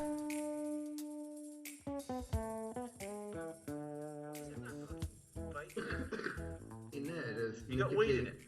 There is CBD in there. Okay. Well, CBD is good for you though, isn't it? Right, weed's good for you, but there's not actual weed in there. They've linked cannabis oil, I understand, to like cancer cure and they've linked it to a lot of stuff because now we're getting to the point now where America was about 10 years ago, where it's a lot less taboo now to be smoking bud. It's accepted but not legally accepted. It's legal in Colorado, not federally, but state legal in Colorado and state legal in California. It's legal in every state in America now. Oh really? Yeah, and most of the states now it's recreational as well. Is it federally legal? Because there's two different things. There's state legal and federal legal. The reason a lot of these like weed shops in like Colorado and California were getting busted, taking them over. Well, the government would come in, or the DEA, and they just take all the stash, basically, and then just completely fuck the shop open. But also the banks wouldn't allow them to process credit cards, just as a fuck you, basically. Yeah, I know because it was the the weed industry. They treat them almost like pornographers. So they have tons. They have tons of money in these weed shops, so they get knocked off all constantly. They have to have like armed guards there, and when the DEA knocked off by random people. Yeah, because they know there's money in there in weed, obviously. Yeah, of course. And also the DA can come in because it's not federally legal and just hit you with a massive fine. So it was a way of like taxing people. So it's legal and illegal at the same time, basically. Yeah, if it's state legal, that's fine. But federally, it's not legal because the Supreme Court, I think, hasn't made it federally legal. So the feds can still come in basically and bust up your shop. Just whenever they want to. Take all your money and your thing just as a fuck you. It must be now. I mean, at the beginning, I totally imagine it was like that then. I'm not sure. Well, maybe it's state legal in all the states, but it may only be federally legal in Colorado or California. It's one of them. I can't remember which. I know a lot of them, it's recreational legal as well, so you don't have to have a medical marijuana. No, I know all the people I know in Los Angeles, they're all just like, oh, I've stubbed my toe, I need a... And the doctor just gives them a... Well, you can just go to the shop and buy it now. It's like that. Yeah. Like, I don't understand in England, and this will change eventually. It's changing everywhere else. Why it's not here? Not even that. Like, I get why it's taken a bit longer. I get it all, the process and stuff. But why people see it as bad compared to alcohol? Because if you get super high, the most that's going to happen is you're going to go to sleep. You'll have food around. Yeah. Alcohol, you're going to throw up, die. Just get into a fight. Yeah. The worst drug is alcohol, I think. I agree. I completely agree. But I think one of the reasons is because the big pharmaceutical companies probably can't get control over it yet, and I think that's why many things stay legal until they can do their version of it. Yeah, and I think that's why CBD oil, because it cancels out allegedly. I mean, I know people that they say it's worked for, and you've said it. Everyone I know has said that it works for, and. Yeah, CBD. I've even got my mum on it now. Well, I've seen loads of stories in the paper. You can Google like boy with cancer cured by his mum who was giving him cannabis oil. That was epilepsy. Well, there's that as well. He used to have a seizure all the time. Like they gave him some, and he hasn't had one since. There's for some reason you hear that story that it goes away within a day, and that you never see the press like. Pushing that story. That was the one that got this legal CBD movement started, really. Yeah. Over here, And there's a ton of those stories in the papers, but still, it's not recommended by doctors. They try and go, oh no, you should do this and that. Yeah. You've got to change people's minds as well, ain't you? Because someone I know's mother had cancer. They were dying. I was like, well, have you ever thought of getting CBD oil? And she's like, no, she won't take that. It's drugs. I went, but it's not. And also, I think, is it the female plant is psychoactive and the male plant isn't? But the oil is the same. Never heard that. It depends on what part. The THC is the psychoactive part, and the CBD is the non-psychoactive part. The CBD is where all the good natural stuff comes from. The THC is the thing that they go crazy with when they make it, like in there to get you high. Yeah. Well, that's what I was trying to say. I said I'm sure one half of one oil's psychoactive, one isn't. One that isn't drugs, and two, if the option is death. Or try this oil. Why would you not do it? And she still stood steadfast because she believed this years of propaganda that that's like it. Weed is bad and it's the devil and stuff. And that's the thing as well. From what you said, like what constitutes, like you said, that THC is more the drug. What constitutes as a drug? Yeah. Like, is it man-made like cocaine and stuff? Because there's nothing man-made about. But I mean, even pharmaceutical drugs that people take and the side effects. My mother. It's so much worse. Yeah. Was on this heart medication, her feet swelled up like fucking like Christmas hams. It's like, you really should be taking this? Really? Do you need this? What's worse? If you read any side effect thing for any prescription drug and it says chance of anal bleeding, then it's... Well, there's American, you can put these into YouTube, like American pharmaceutical ads, and like the amount of side effects they list in that fast micro machines commercial voice. Yeah, this might happen, this, and anal bleeding. And at the end, like, the last 10 seconds they squeeze all these legal words in to cover themselves of like why you shouldn't take this, but they say it so fast. Well, I don't even know what you would list as downside for bud if you're going to put it on. The only thing I don't like it is the smell. Whenever I smell it, it just reminds me of poverty and growing up in the council flats and stuff. Yeah, that's because of where you grew up, isn't it? I was like, oh yeah. Did you grow up in like the council flat kind of place too then? Yeah. What area? Always the townhouse flats. It's been knocked down now. That Birmingham or? Actually, no, it's near the Hollybush, basically, like Cradley. Oh, yeah. Oh, I remember you saying you lived down the road from there, actually. Yeah. Really? Yeah, well, the only reason... We're going down. The only reason is, it just feels odd. And it is, I'd do it again, and I saw actually Dave the other day at the tip. He's one of the cross promoters for this podcast. Yeah. I love him, and I helped. We were at the bottle bank actually 2 days ago. He's like, come down. What? We're at a bottle bank putting bottles in a thing. Oh, okay. He had like the big Hollybush Bush Fest, which I was away, so I couldn't do I was supposed to go, but he fit me in last minute. But we just realised that he was running late, and my time getting there. We decided it's just going to be easy. Have you been to it though, physically? Yeah, I was there on the Is it first not the one. oddest place to do comedy? Oh, I've been to the Hollybush a few times in general, Okay. yeah. Because that's the first place I ever did comedy properly. Oh, really? At the Bush Fest last year. In fact, a year ago were you last doing it outside, were you? Yeah. The outside he just threw bit. it. Went, it doesn't feel like a comedy club. Yeah. Where's the stage? Oh, in my head. Yeah. And he took me down this corridor. And then we went into this back garden area, all pebbles on the floor. And he went, right, there's the stage. He went, what, the drain? He went, yeah, the drain cover. Yeah, basically. Like, I was like, oh, now it's a pallet. Okay. Oh, my God. So, yeah, it just feels really odd. Yeah. Have you never done it inside? I think I've done it 3 times inside. Oh, okay. But I never do well there, because I think you need... This is what... I think with comedy, and I'm not this guy, and I don't think I ever will be, I think the comedians that do well, especially in gong shows and at the Hollybush, etc., if you're that one-liner or pun comedian. Yeah. And I can't do that. I did do it at first. I did a lot of that at first. And I loved them. I love one-liners. I love dad jokes. I love them. Right, you need a laugh every 20 seconds. Every 20 seconds. I can't. I'm not that guy. That's the thing. The most I'll do now, because I've changed my set a lot since you've seen it last, and I can actually remember it now without having to take something on stage with me. Well, last time I saw you, it was story time in that crazy pub in Blackheath with me, you and Rio. And he's doing another one of them. And Darren. Oh, okay. Yeah. How is he? He's alright. He was on here like. What happened? You went off the scene. What happened to him? Oh, he's done a few different random things. He's like got like a new freaking girlfriend every couple of months, man. So he's stuck on, and he's lazy. He's admitted this to me many times. He's lazy, and I went out with him for his birthday not too long ago, and he was fucking wasted, unbelievably wasted. He threw up in a taxi. He started a fight. He started a fight that I had to freaking defend him for, and it was just like a load of chaps that were bigger than me. And me and his mate, like, you know, was trying to help as well, but it was just new to him. You know, he hadn't done a lot of that kind of stuff before. Well, were you there when we did that gig in that? He flew up in my taxi though, and I had to pay £80. 80? He flew up in the Uber taxi on the way back, and then they took £80 from us. That wasn't his fault. He just threw up. I don't blame him for that. Well, if you threw up, it is your fault. It's not your fault, is it? No, it's his fault. And he threw up. It's his fault, obviously, but at the same time, it's just throwing up. We've all thrown up when we haven't meant, you know what I'm saying? Look, you're such a little diamond. Look, you're like, it's okay. It's only £8. Oh, no, he's going to pay me back. He's going to pay me throw back. up in the taxi, it's fine. I understand this. He didn't do it on purpose. Just a fucking idiot. But no, we did a gig with him, right? Yeah. Remember that one he organised? Were you even there? And we went into this pub. He went, we're going to set up the gig there. And I was like, they're watching the boxing.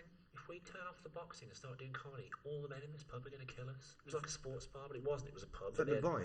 They had sports on. Fuck, I can't remember what it was. I think you were there, me, Yeah. It's a couple of others. Yeah, your mum was there, I remember, because I was talking to her. Oh, my mum was there? Oh, she wasn't there for the one I'm thinking of.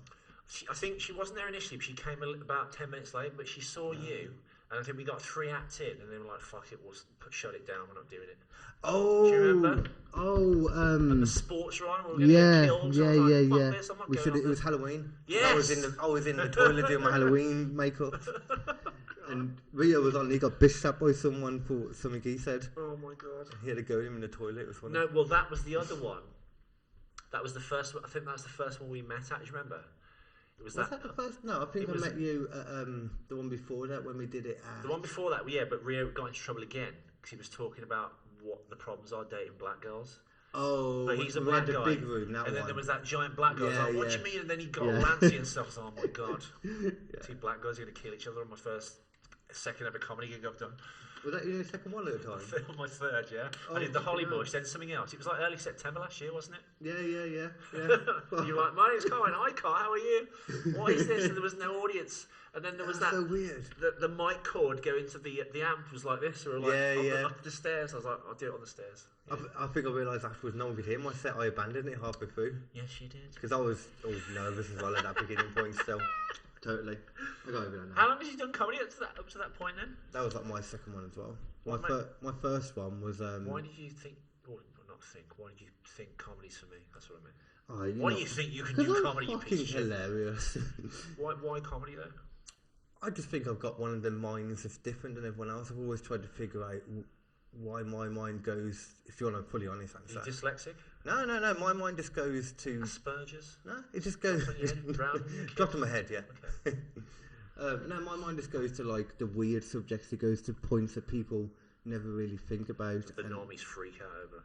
Yeah, like, and I've noticed that comedian people are just the weird people, so I tried it, and then I knew I was funny. And do you get into trouble at work and stuff? Because I get in trouble all the time at jobs. I used to, yeah. Talking about, like, wacky stuff. Yeah. They're like, don't talk to the client. It's like, dude, I'm the most cheeky, charming, lovable chappy ever. Yeah. Nothing I say will ever get me into trouble. Yeah, you can do it in a good way. You're freaking out because you can't do what I do.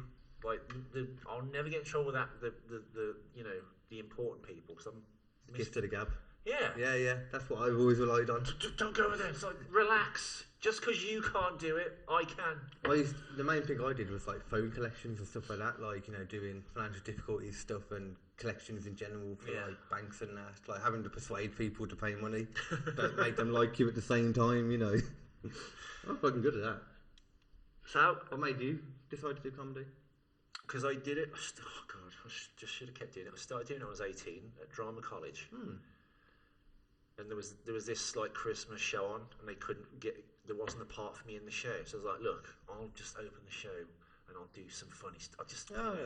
And I created this actor. I did an operation on someone, and I cut a hole in this table, put the person's body through the hole, then built a body off it. So they were there on the table, and the body was coming there, and then I filled this like washing up bowl full of like offal and pig's guts. And I was just going, we're just gonna, and I was pulling guts out and throwing them into the audience and stuff, and I was getting really big laughs. And then I was telling jokes and stuff, and then after that I just kind of like didn't do it, kind of. And I just should have kept doing it, really. So it's always been hankering me to do it. Then in 2013, when I was in America, I thought, I'll have a go. How long of a gap was that then? Oh, God. Because I know you're older than I realised. So 20 years, 18 years. Hell. So like 5 years ago or 6 years ago, into the Comedy Store in Los Angeles, when I'll do stand-up here. No, that was a lie. Just out of nowhere. I went in there for a bar job, and then when you haven't got a visa, you couldn't employ you because we'll get fined £1 bazillion and get shut down. What, Los Angeles was it you said? Yeah. Oh, okay. Because I went to stay with my friend for 3 months. I thought, I can't just bum around and I've got virtually no money. I'll try and get a job. That is. So I went to the Comedy Store. They went, you can't give me a job, but you seem weird and funny. Why don't you do the open mic certain death stand-up comedy show tonight? And I was like, okay. So I went in there and I didn't realise... So they saw something in you straight away, which is one thing, you know, look at it that way. It wasn't talent, let me tell you that. So I went on stage and just started talking to people, thinking, you just go up and be your funny, charming self. And that lasted like 1 minute, 2 minutes tops. And I was like, everyone's looking at me, I was like, I don't know what to talk about anymore. Oh, fuck. And I had to fill... It's only 3 minutes, actually, but it was like the longest 1.5 minutes or so. Just go, everyone looking at me going, fuck. Being on the very stage that Eddie Murphy started on, Chris Rock, Bill Burr, every famous comedy you can think of, literally, because at the Comedy Store, they put on open micers between 6 and 8 on a Monday, and then at 8 o'clock, big famous name comics come on. Whereas if you do that here, that's a big one, isn't it? Where you hear people talk about. That is the comedy club on the planet, like the Mecca. Where Richard Pryor started, Robin Williams, Bill Hicks, everybody, David Letterman. Any famous American comedy. Isn't that where the whole Joe Rogan and Carlos Mencia? That's the stage of that. If you watch the YouTube thing of Carlos Mencia and Joe Rogan arguing, that's where I stood. But after getting up there for 1 minute and then I'm on stage war, after 1 minute I was like, oh fuck, this is the stage that all that stuff, legendary things have happened on, and I'm fucking it up. I can understand that frame of thinking though, because that's a big part of. I didn't know what to say when you asked me like why I wanted to be a comedian, but that's very much me too. I feel like I can just chat shit about anything and keep going, but when you go on stage... Do people want to listen to that? No! Stage? No, they You need to think about what you're saying. You need to think about it. Yeah, I hear you completely. So that kind of put me off, because I came back to London then after that. I thought, okay, well, I'll make a go of this in London, not realising there's this underground network of like pubs and, rooms of bars where you can do comedy and coffee shops. Yeah. I went to the Comedy Store like an idiot. I went, can I do stand-up comedy? They were like, no, you idiot. You have to be a famous comedian. I was like, well, how do you become a famous comedian? They went, well, just do comedy in these other places. I was like, what are those other places? They weren't very helpful. And that was it then. I thought, well, that's that then. Where do you even start? And then where was that then? You said where you... In London when I came back from holiday, basically. Going, I'll go into the Comedy Store here. It'll be the same situation here. Whereas in England... This is what American clubs do, I think, especially in Los Angeles. They will grow and help develop comedians. Yeah. So the big clubs will Yeah, put yeah. on 6 p.m. till 8. You can come and watch the open mic. If you're a punter going in, you can get in for free if you go in before 8 o'clock. That's good. That's So good. Yeah, that's it. Yeah. Because watching people bomb sometimes is almost as good as watching people be You know, funny. famous, yeah. Maybe, who knows? But you But get you're in not for allowed to free. record either, are you? No. Which is good. Very But good. then you can get in for free, and then you can watch all the famous comics come on after 8 o'clock. But here, That's cool. you have to be an established comic to get on those things, which is Yeah. fair enough. But I think in America, it's much more conducive to helping develop Yeah. comedians. There's a much bigger comedy scene, I think, in America, isn't there? Stand-up comedy scene in England. Well, they it's kind of not as created big. it, isn't it? Yeah. One of the American art Yeah, forms: yeah. comic books, jazz, Hmm? jazz, blues, comic books, stand-up comedy, and there's one more thing, and I can't remember what it is, but they're like the Football. Football. With or, your Or hands. soccer. No, American football with your hands. Oh, Jesus. I've never been to America, though. I've always wanted to go to America. It's great. Whereabouts have you been then, over America? In Michigan, general, actually. Detroit, Los Angeles. Los Angeles. Los Angeles. Oh my God. Have you seen Kim Kardashian recently? Her She body lives does on not Los look Angeles. normal. No. At all. I know it's not. Someone sent me a video absolutely. actually with a silicone bum implant. Like Someone sent you a video? yeah, I can't remember. If I find it, I'll send it to you. But it's like someone's bum, and they're flipping the implant in their bum like a plate. So it's kind of curved like that. When it flips outside out, like you can see it through the skin dipping in, then she flips it again because it's come loose in her Yeah, bum. and it's different each side as well, Yeah. I guess. Awful. Oh. Like fake boobs I can live with, but fake asses, please. If you're thinking of doing a fake ass, even if you're a trans person listening to this, don't do it. I don't think I've ever been with Cut the someone rest that's got off. fake Enhance the boobs. other parts. Do whatever you want, but do not have a fake ass, please.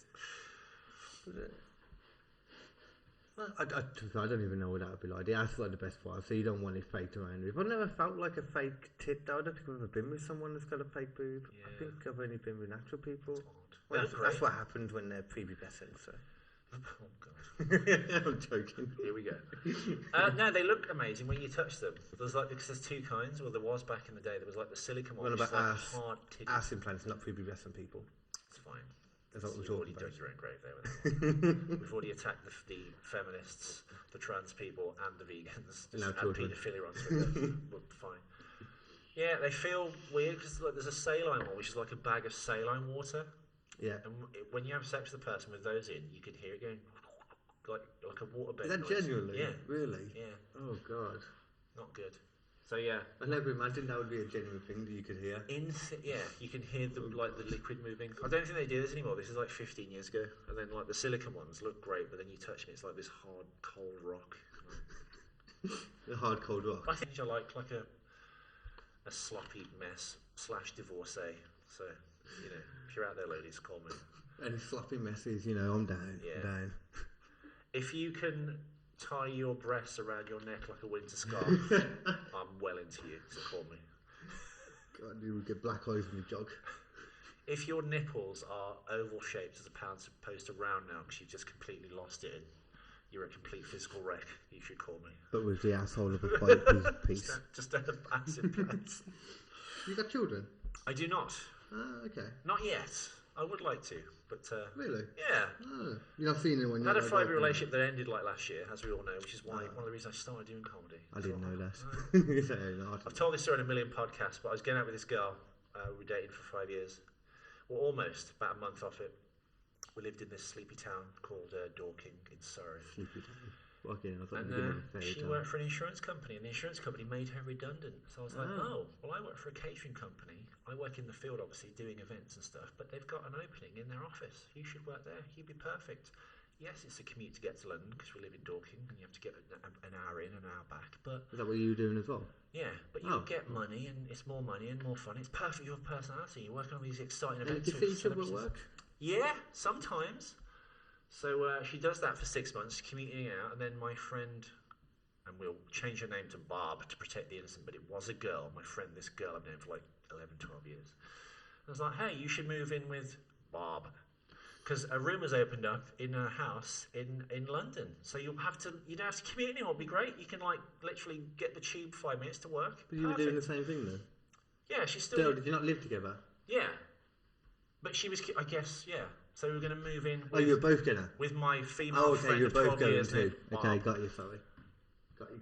So she moves to London, and within 3 months of moving in, she's like, oh, she just started changing and being weird. And I was like, well, this is weird. And I've had breakups before. You can tell. You can tell when it's... You can tell when it's on the out. You're like, well, this is odd. Same kind of time I had a 6-year one breakdown, so I understand completely. I can't really say anything, because if I say anything, she'll go, no, nothing's wrong. You'll never get to the bottom of it anyway, because, if you asked if there was a problem, they just go, no, because I said, is there anything wrong? Oh, you're acting nice. She's like, no, everything's fine. Why? Yeah. And then within 3 months, she's like, I need some space. I need some time. You have to move out. I can't see anymore. I need a break. I just need to discover myself. Oh my God. And I thought maybe it's just the London effect of being in the crazy bright lights of London. Because when I first moved to London, I went a bit crazy. I was like, okay, fine. This I can is very imagine, odd. especially if you're from like a little town as well. So I have to move back to Birmingham and in with my mother. At the same time, still working for that company. Oh, so you're still commuting? So to commuting to London, there and back, every day. Yeah. You do that now still? Yeah. Oh, fucking hell. Oh, yeah. Oh, Jesus. So doing that, so I'm completely mentally ruined, because I'm doing like a 5 or 6 hour commute, plus working. Now, in my defence, it was only 3 or 4 events a week, so not that bad, but... 3 or 4 days a week still, though. I mean... She won't talk to me. She blocks me on WhatsApp. She blocks the phone. So this is now deadly serious. The only thing I can actually talk to her on is the work email. Because she has to send me out on jobs to these events. But she's in the office. I'm in the field, essentially. Oh, okay. So I'm going, hey, I'm at this job, but the beer's not been delivered, or this thing's not come, this prop. We need this prop, this thing, and 2 staff members. What kind of company was it? An events company. What's that mean? Because I've heard that. So, like, if you're a super rich bastard, right, you have some garden party and you have it fully staffed with waiters, with trays. Yeah. You'd have a bar there full of booze and man making cocktails. I was the guy that would build the bar and make cocktails and run the event sometimes, or just be... So if you want to put an event, a big event of some kind, like corporate or whatever, that your company would... Corporate, celebrities, back garden, whatever, you name it, they do it. So if anything went wrong with the event, or I got there and there was something missing, I have to mess you and go, hey, there's this thing missing, or there's 2 staff members not turned up. Yeah.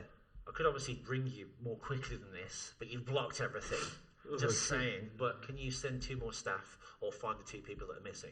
And then I go, and by the way, as we've not spoken face to face, I've not seen you in person for a month now.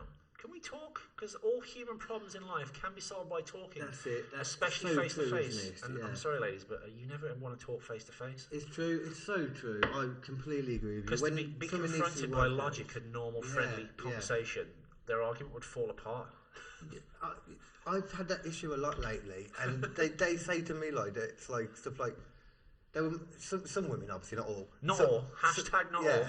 They will make out that that they don't want to see you because if they talk to you in person, then you're just going to worm your way into making it seem as though you're right. And it's like, no, I just make sense. You're gaslighting me. I'm not.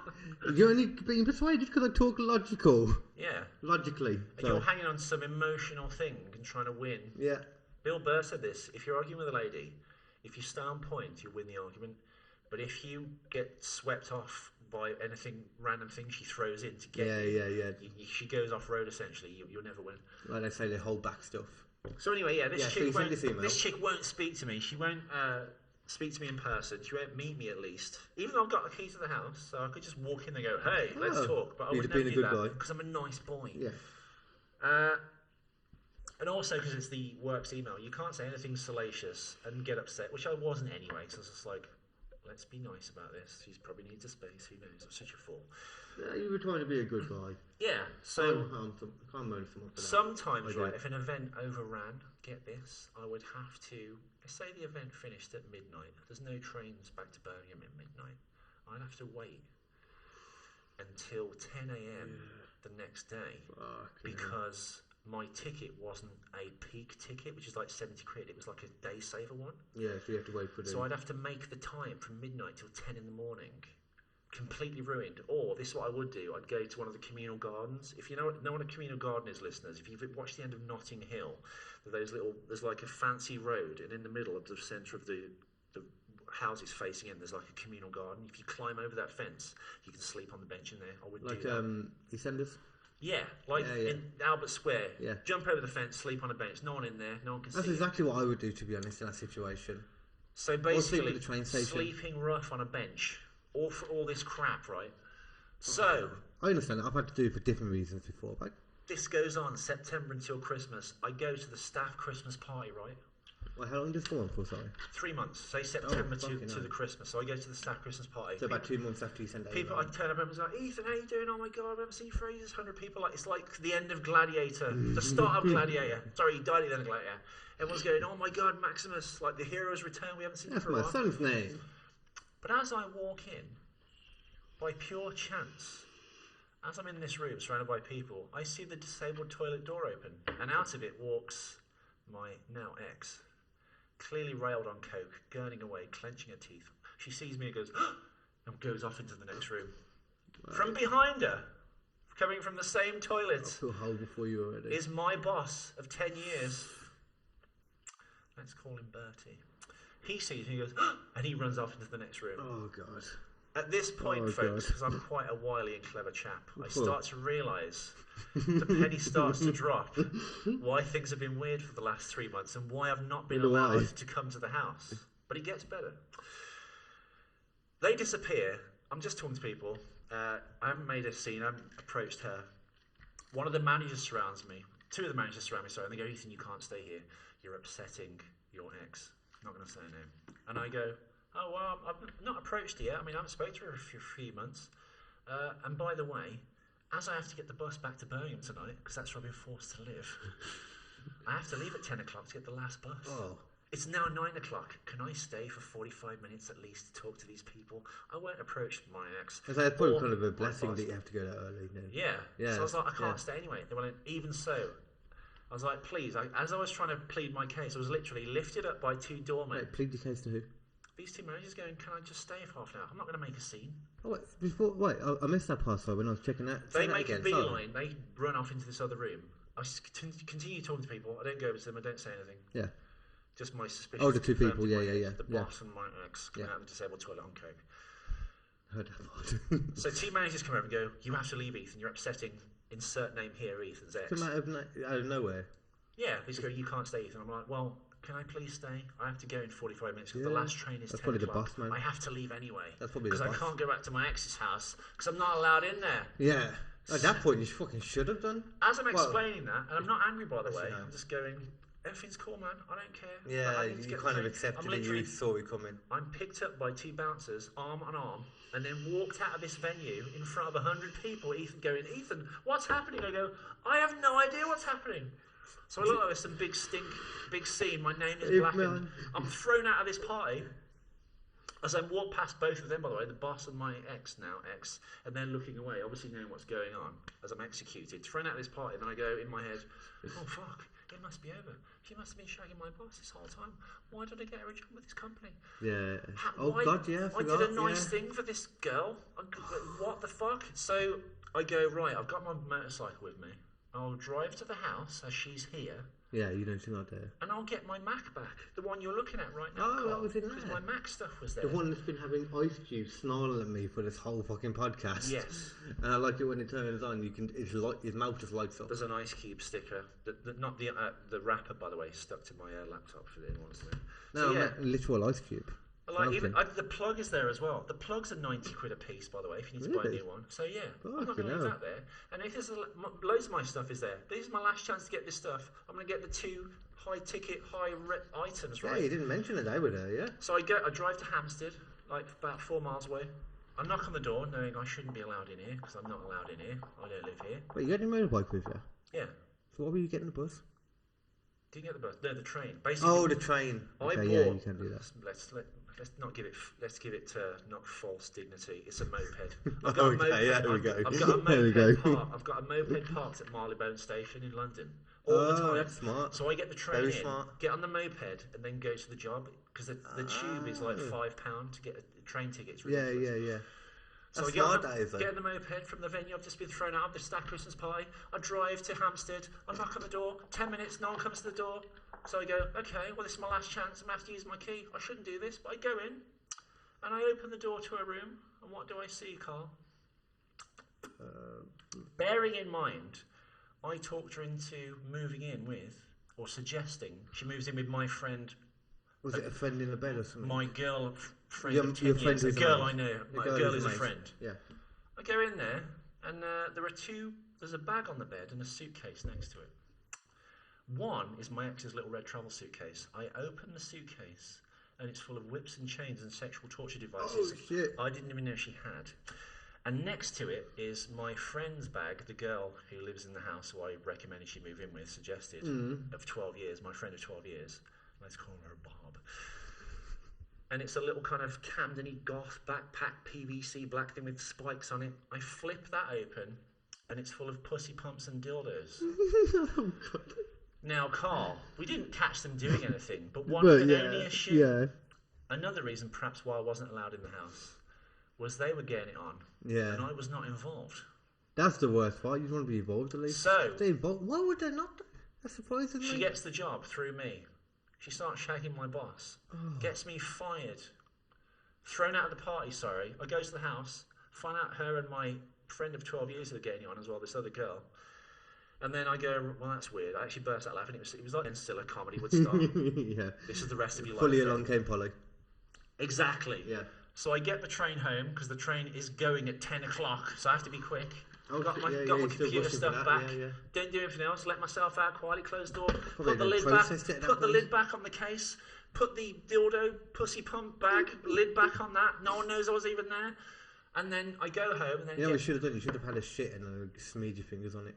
Stink Palmer. Yeah. Yeah. I James would've done Silent something Bob like style. So I get home and wake up the next day, and I get fired via email by the man that came out of the toilets with my ex, my boss. You get fired by email. Unfortunately, because you turned up at the staff party, Ethan, and you weren't invited, that's what he said, we've had to terminate your employment. And as I was a 0 hours contract worker, I couldn't actually do anything about it or sue them. How long have you been there for? 9 years. Since Are you 2010. sure you couldn't go for lawful? No, because I worked for different agencies off and on. But they were the biggest one, and because that opportunity opened up in their office, I went, hey, you should work there. Yeah. To my ex.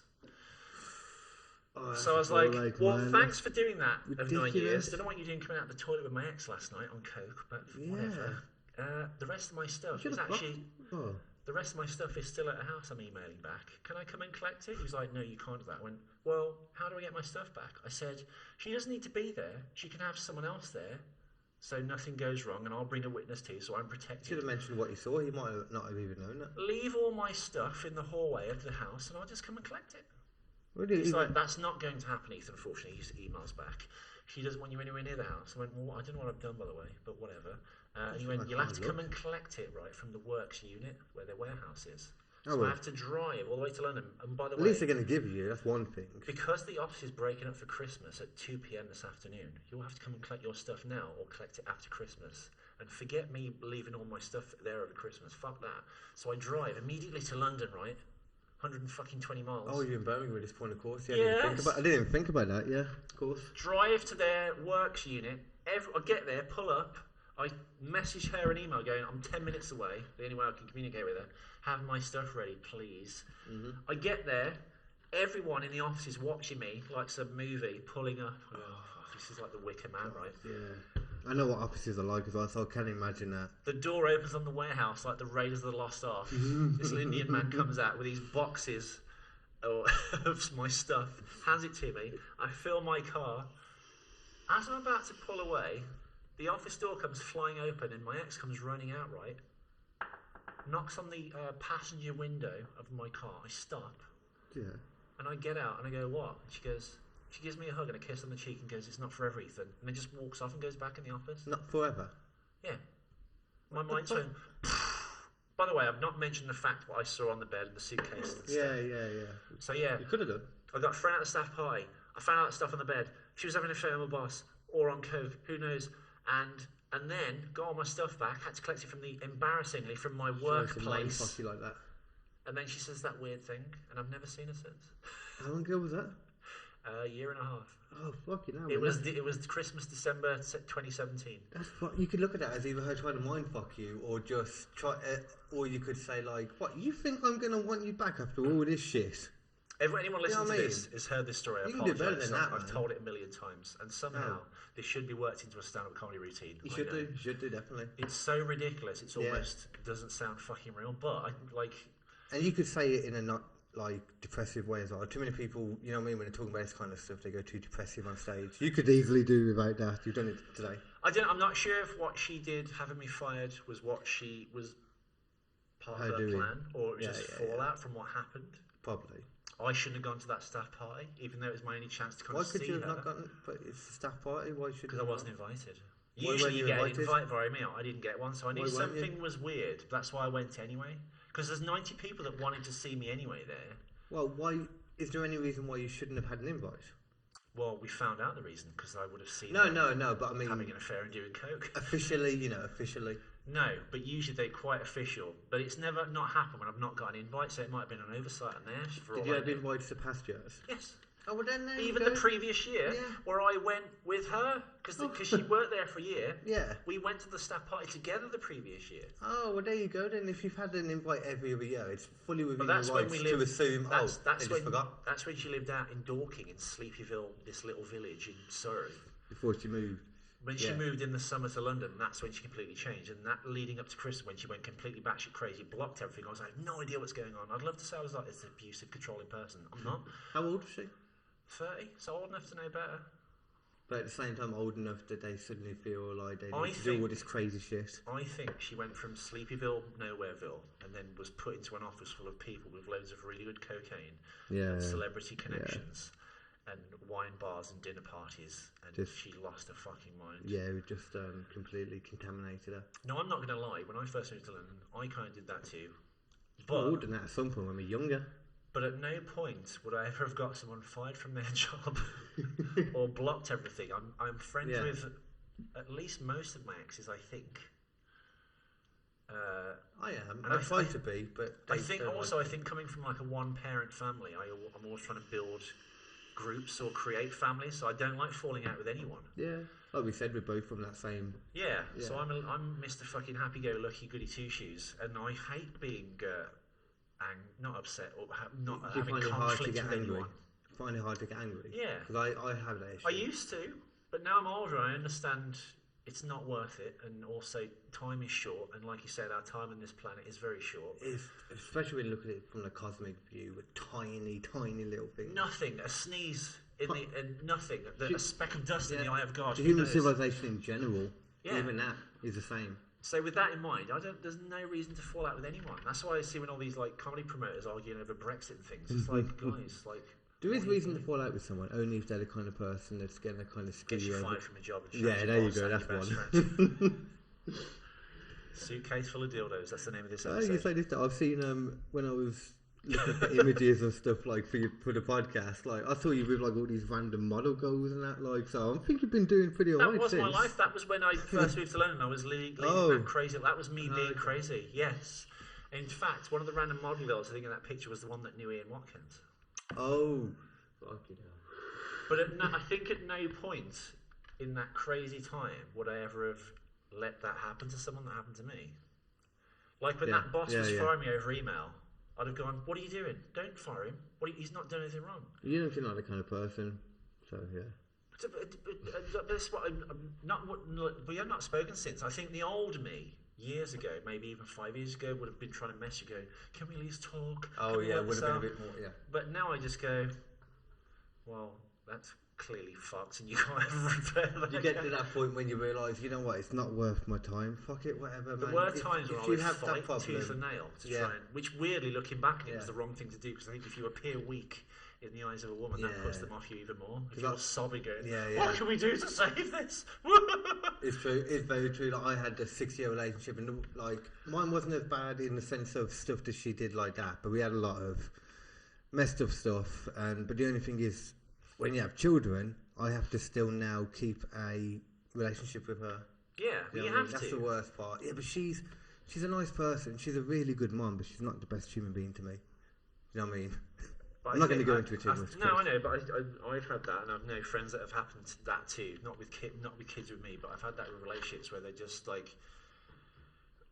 I think sometimes emotion overcomes logic. Yeah, and it's just like, you're trying to punish me for something, you don't need to do this. and I'm speaking to you reasonably. I've not raised my voice. I even make a point of not getting upset. So you've got no ammunition to use in this warped, deluded case you're trying to build against me. Because I think another thing that some, not all, hashtag not all. It is true, not all do it. So there's very few girls that you meet that are absolutely cool. Not many. I think when they're trying to break up with you, they try and invent all these things in their head. Yeah, all yeah, your yeah. virtues, all the things they used to love about you back in the day. They're like, oh, I don't like this about you anymore. And you've done this, and you're like, you used to like that about me.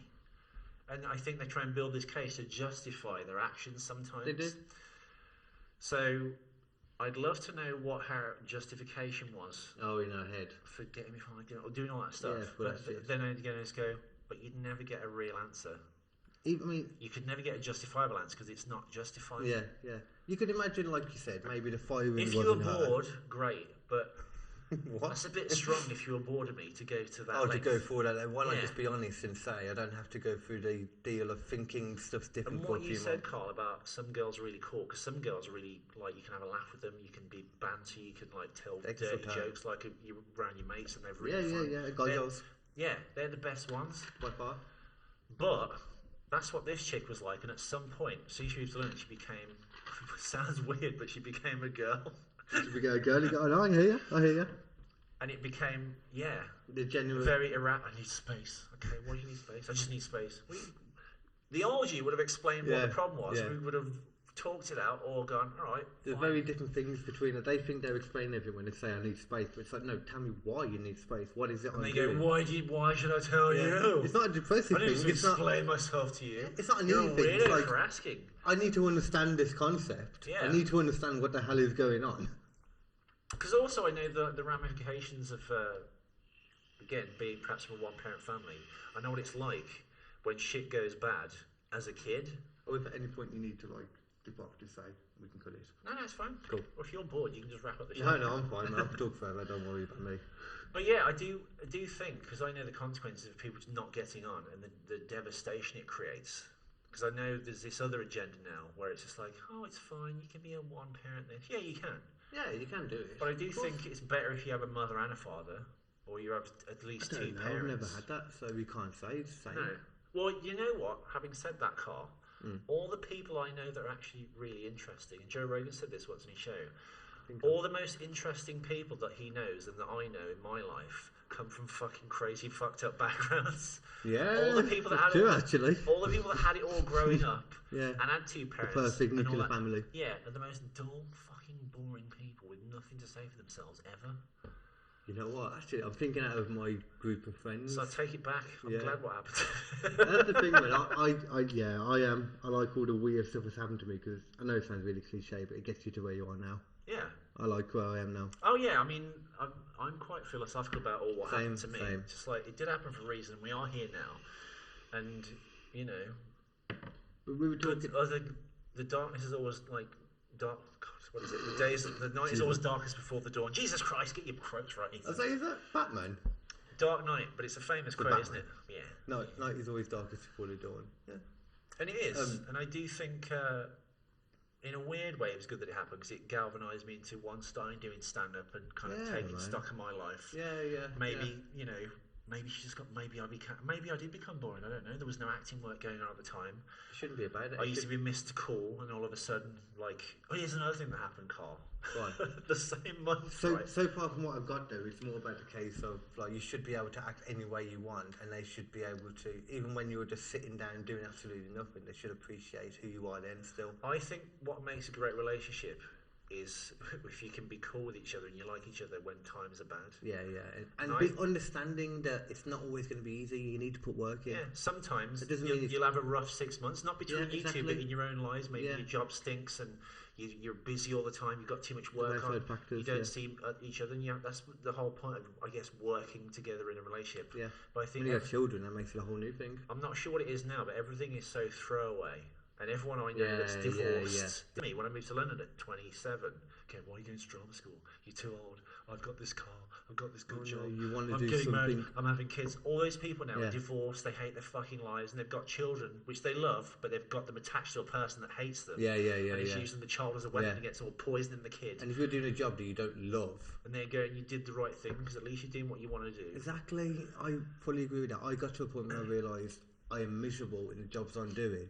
I want to make a real effort to do what I want to do. That's what led me into comedy Yeah, too. make small incremental steps to what you want to do. I had And a that big goes like with anything in life, not just doing comedy, but anything.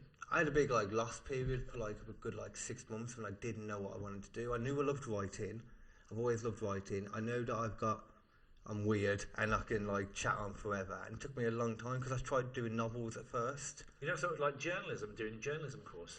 Well, that's just not really me. I mean, I love all the real talk stuff, but I hate the political correctness in the sense of how you have to speak about these things. Well, you should be the guy that doesn't do that, and pushes back against it. That's kind of what I am doing. Yeah. Yeah. It's kind of what podcasting is. And I'd like to see that in comedy as well. Yeah, exactly. That's what I'm trying. You'll like my new set then. Because all the comics, a lot of them, I'd say 80% are all like super politically correct. Yeah, I agree. Too political. You can't beat that. And I think telling tales out of school here, and GURPS has said this as well, so I'm not sure. I'm looking forward to speaking to GURPS. But there's a lot of comedians or comics or promoters that have nights that won't put you on, even when, and then you see them putting other people on ahead of you. You're like, well, I asked last week because even 5 minutes, and the answer was no. I'm like, what's going on? Are there little cliques or islands of people? I've heard about this. And they pick, they want to let in or not. I don't know. I think Luke's had this trouble as well. GURPS mentioned this yesterday, so I'm not sure what the Venn diagram. Yeah, I hear what you're saying. Because I'm not Mr. Check shirt with a neck beard, kind of nerd looking, angry at myself comedian. I'm like Mr. fucking jolly. What are they called again? Hipster. Yeah. I don't have the comedian look, so maybe it's that. I don't know. I've had a lot of issues getting gigs lately myself as well, so maybe it is. I'm not saying it's easy to get gigs, and I know it's hard, and everyone out there is hustling. And in fact, the person at the moment I think is working harder than most, in fact all of them really, is Luke. He's always on a gig. He's doing 3 or 4 gigs a week. He does put a lot of work. He's fucking hustling like a motherfucker. But and Sham seems to get a lot of stuff too. Sham's the man. Yeah. And I think he's the first person I saw was like, wow, that guy's fucking funny. He's RoboCop joke. Yeah. Sham's fucking mental. He's the embodiment of cocaine, man. I did a Golden Apple competition with him recently and he won it. Yeah. And I was like, yeah, man, you should have won that. Like, you're fucking crazy. I had to go on after him and it's like, yeah, I can't fill 3 minutes like you. You talk so... Oh, yeah, it's fucking good, man. Yeah, but Luke said be himself. Luke said you just have to kind of like start moving out now because he's doing like Manchester and stuff. Yeah, and I think Darren Don Archer, who we both know, who've done a few gigs with, he's like... Big D as he calls himself now. Yeah, I was speaking to him earlier. Yeah, he's doing like Hereford and stuff. That's kind of where he's from. Yeah. But he was coming up the here one night initially. he's had to cancel now because the venue's been a bit weird at Wobbly Comedy. I was doing that, but they had to cancel it. But he's still got the copy number 1-1, which is going well. Okay. You're getting a new venue for the other one though. It's just the venue was a bit... Yeah, well, I think now all this stuff, that presenting thing's done. You know, it's August and all the really good comedians have left for Edinburgh. Yeah, what goes on with that? Because I don't know any of that kind of stuff. Like, you're new to it as well, so I don't know. Me and GURPS were going to do it last year, and then at the last minute, I looked at the price. I was like, GURPS, we're new to comedy. We've done 2 gigs. We don't know how Edinburgh works. Yeah, you're going to get there. Do you just turn up? Would you pre-book things? Would you put your own show on? Or what do you do? And if you want to stay in a house, it's like £1,000 for fucking 2 weeks. Because it's like Edinburgh prices. People move out of the houses and go on holiday for a month. They go, you can have my house, but we charge like £1 million per room. Yeah, but if it's each room, so it's £1,000 for like a room. It's all the people I know, they paid like £1,000 for the month. You're just like, Jesus Christ, it's like, is this going to pay off? Because there's 1 million people there, there's 1 million shows on, there's plays, there's spoken word, there's comedians, there's people doing individual shows, there's variety shows, there's open spots. You're just going to get lost in the mix. Yeah. So it's without knowing how it actually works, I probably wouldn't do it yet anyway. I think you'd need more of a name. Like, I'm not even at the point where, because I know GURPS and that was... Sorry to bring you up again, GURPS. I know that he was talking about doing paid gigs, and I was speaking to him about it. It's like about 4 months ago or so. But I decided all those paid gigs have gone now. Those ones I did, you're like, I could go to a paid gig. I was like, I barely got on this by accident. I think 'cause it was Theo, bless him. Oh, is it Fat Theo? But I think he's wisely, and he's done the right thing, is to go for actual name comics now. Yeah, I went to see Deliso at his. I won a competition. Me and Zoe McKell, do you know her? We won a competition to go and watch it. Deliso. It was a good gig. It was really good. Yeah, but because I think he was making the mistake of putting fucking nobodies like me and GURPS on, and then getting out of pocket, paying us, and no one turning up to the gig and not selling enough tickets. But seeing that though made it seem as though you guys weren't nobodies though. If you know what I mean. Perception is reality after all. Yeah. Yeah. Absolutely. Create the illusion of professionalism. That's totally not what I'm trying to do here. Well, no, I don't know. It's I mean, they do say it takes between 2 and 5 years to get proficient at comedy, where you're actually kind of, doing it. I'm gonna wait. I want to wait a good 2-3 years before I even think about pay gigs. I think it's smarter. Slow burn is better. I'm not. Get your name. I'm not in a rush even to go to Edinburgh because I don't know how the lay of the land works and stuff. Yeah.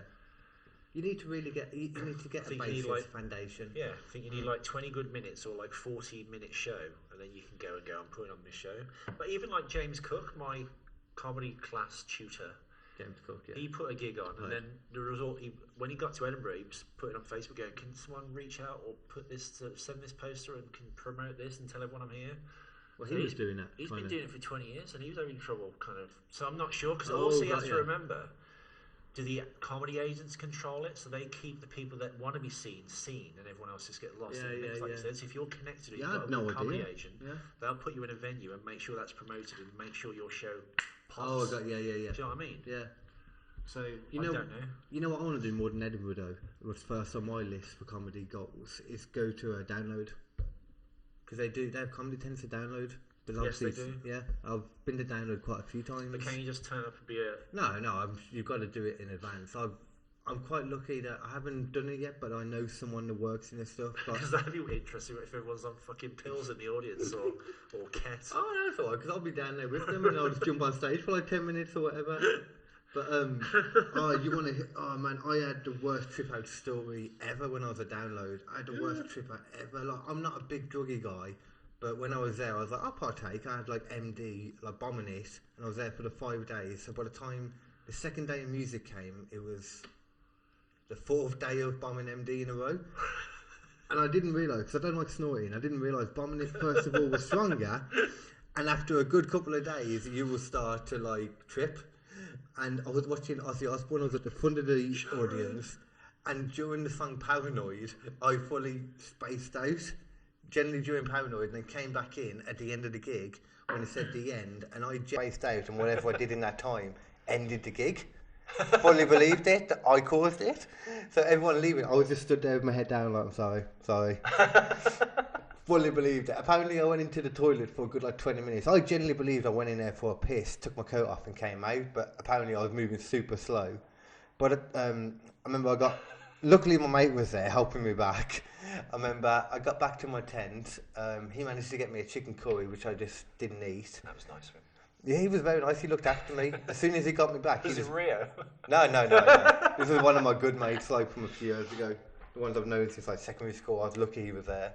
But I remember falling asleep for 5 minutes in my tent, waking up and realising there's loads of slugs all over my tent and snails. And I genuinely believe people had put their snails on there out of hatred towards me because of the gig. I went on such a paranoid trip, it was unreal, man. Maybe they did. Who knows? I was sitting there with my mallet for the rest of the night just in case, having a cigarette, poking my head out the tent. Sitting there in a what? With my mallet. What's that for, to hit the tent things? Yeah. The pegs on there? I was so paranoid that night, and then it wore off midday the next day, and I was like, oh God, that was amazing. And the slugs were gone because they'd forgiven you. You don't understand, man. What topics have you got on your list, by the way? Oh, on the list? Yeah, he's got a list of topics he wants to cover. What about the lightning the other night? Did you see that? I did not. You slept through it? Which night was it? 3 nights ago we had a really big storm. Really biggest one I love. I know the storm. I didn't remember the lightning. Maybe I was asleep. Yeah, you must have been, mate, because it was proper loud thunder and lightning for the whole time. I remember the thunder, but I don't remember the lightning. It was immense, man. It had proper forks and stuff going across the sky and all that. It was crazy. Whoa. Yeah, that one. Next. There's nothing really else on there, man. Is there anything else you want to talk about at all? No, we've discussed the tragedy of my life. In comedy and love. Well, you come in on Wednesday for the In Your House gig? Yeah, we're doing the In Your House gig this Wednesday, so come and see me. My first time doing comedy in 2 months. Oh, really? When you leave it for so long, you start getting oh God, you get the nerves. Get scared. Yeah. The nerves stay anyway. The nerves are good. How is it the In Your House thing now? Because when we first did it, that one I was at, there's 6 people at the bar. Oh, really? Yeah. Did you do it with not that that's bad, but no, the good sound system? Did you do it with that, or was it that little crappy one when you did it? I don't remember. Your mum was there. It was that'll come across great on me, the podcast. Luke.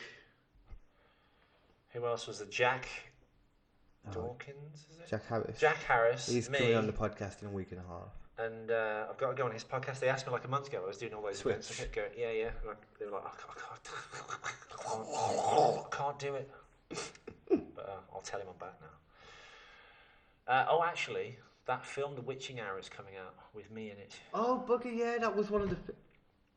I didn't write it down on there, but I actually had it written down on my thing. Yeah, tell me about that. I wanted to ask about that. There's an Amazon series called Dark Ditties, and which may be switching apparently to Sky... Was it Arts or Sky Cinema? One of them. One of the Sky channels. Sky Arts, probably. Cinema's all the films. So. And it's these series of like vignettes and little horror story morality drinking as well, jeez. Acting, use the lip. Morality tales, and the latest one is a feature-length film version called The Witching Hour, and I play Tiberius Crane, this evil demonic priest. I did see the pictures of it, and it was the way I described this was Freddy Krueger meets the Vicar. Yes. Yeah. Freddy Krueger meets the Vicar. In fact, the guys that made it are making a documentary with Robert Englund, the guy that played Freddy Krueger. Oh, really? Oh, wow, okay. Yeah, because he's not doing the new one, is he? If I could get signal here, I would show you a picture of me, but alas. Oh, I've already seen a picture anyway. There he is on Insta. Of who? But when you press it, it just goes to the Wheel of Death and you can't see it. Yeah, I'd already seen him anyway. I saw a few of them earlier. But yeah, it's really impressive makeup. It's out in August.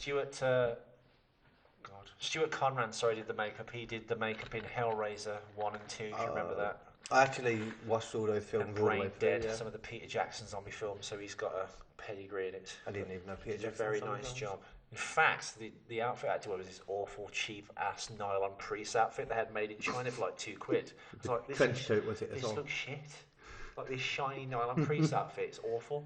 But they got all this ash from the fire and covered me in it, so I looked really old and zombified, so it worked. But I say everything I saw of it looked proper bang on. That's why, like, in the nicest way, when I heard you were doing something, I didn't expect that much, you know. And then I saw it, and I was like, "Wow, that's legit, man." Yeah, there he is. I've got a picture to work. Hey, fucking hell, man, that's really good though. But we can only hope. Hopefully, it doesn't stink. Hopefully. So, what's the details? Then it comes out when? In August. And they've altered my voice apparently. I did this voice anyway. They've altered it kind of electronically, so it's like a scary voice. Huh? You got something on there of it? No, I'm trying to find. Hang on, where is it? No, this is the worst podcast ever because now we're looking at Instagram and not actually talking. Oh, we can cut this bit down, don't we? So no, just put it all on and it's unmolested. I generally do. I say that I'll go on and edit it. I don't. To edit all the hot button topics we talked about tonight, you probably have a 2-minute podcast. Oh no, fuck that. These are topics that I want to talk about. I like the proper topics. Don't want to be talking about. Yeah, there they are. That's Gary, the writer. Sorry, listeners, you can't see this. Adam, the director, and that's Robert Englund, the guy that played Freddy. Oh wow! They're making a documentary about him. There he is. Thank you. Just about his. Wait, let me see that again. He's the old guy with the beard. Yeah, the bald guy looks like someone else. The bald guy is Richard Jackson, who has a YouTube channel called Valverde. And if you're a film fan, it's a good channel because they discuss lots of films on there. I know him, and they asked me if I knew a cameraman last minute about 2 days before they left for Los Angeles. And I said, what about Richard? So literally, within 2 days, he's gone to bloody Los Angeles. Oh, bang, so you got him. So there's another person you got a job. Hanging out with the movie stars. Hopefully he doesn't bang someone, you know. Or the boss there. Who cares? At this point, nothing ever can happen that bad in my life again. So, no, you can't. You've gone through the worst now. And seeing that suitcase full of whips and chains, and then the bag next to it full of pussy pubs and dildos, I just burst out laughing. It kind of helped, really. So well, I imagine after like 3 months, you kind of you had it in your head anyway. You knew what was happening. You just didn't. Something was up, but then seeing them come out the toilets and going, "Oh, that sucks," and then going, "Oh my god, this is kind of hilarious." There's a suitcase full of dildos and pussy pubs. This is like a Ben Stiller movie. It was one of them. It's like now you know, and you can like you can process it and move on. Pack it in a sealed box and leave it in the past. Oh, I wish we had camera for that then. Video for that. So there we have it. For now, anyway. But we should do one of these again. I like this. Yeah, I think we should do. Yeah, we've got much to cover end now. So yeah, cool. Thank you very much, then, my man, for that. Ethan McKinley. It's a pleasure. Thank you for having me on, Carl Hinken. Yeah, and the Babyface. Babyface, Carl Hinken. Yeah, man. as far as the podcast goes, the next episode you'll have is either going to be the Babyface and the Goth, that I do with my mate, where we just talk about loads of random stuff, or the WrestleMania podcast, which is all going to be about wrestling. By the way, Goth, did you say Goth girls were the best? I didn't say that, but I will say that. Remember I was saying like Goth the and best girls are the ones like your girls. mates you can have like banter with. I'll say guy girls. Guy girls, I Guy think you say girls. Goth girls. No. But Goth girls are fucking great too. They are great. They are great. Alternative girls are the dirtiest girls. I like They these really are, alternative- aren't they? Oh yeah. Because like some girls are like glamour girls, or like the ones with the nice dress that look amazing with amazing hair. They're the most boring freaks. Alternative girls understand the concept that by the end of sex is supposed to be a The goth sweaty, girls wet with the mess. pierced nipples and all that stuff. Oh yeah, that's where I've been Great my fun. whole. That's where I've been my whole God bless you, sexual life. Goth and alternative girls. Right, but other than that, thank you very much everyone for listening. Much love. Rap, rap. Wap, wap, Oh, shaking hands as well. You Thank can't see the handshake, Thanks for can you? listening, But you everybody. Hopefully you'll see me down on stage at a comedy. Yeah, come down on Wednesday for the old Billabos in your house stand-up comedy night in Yardley. Although my no, it wouldn't actually. Much love.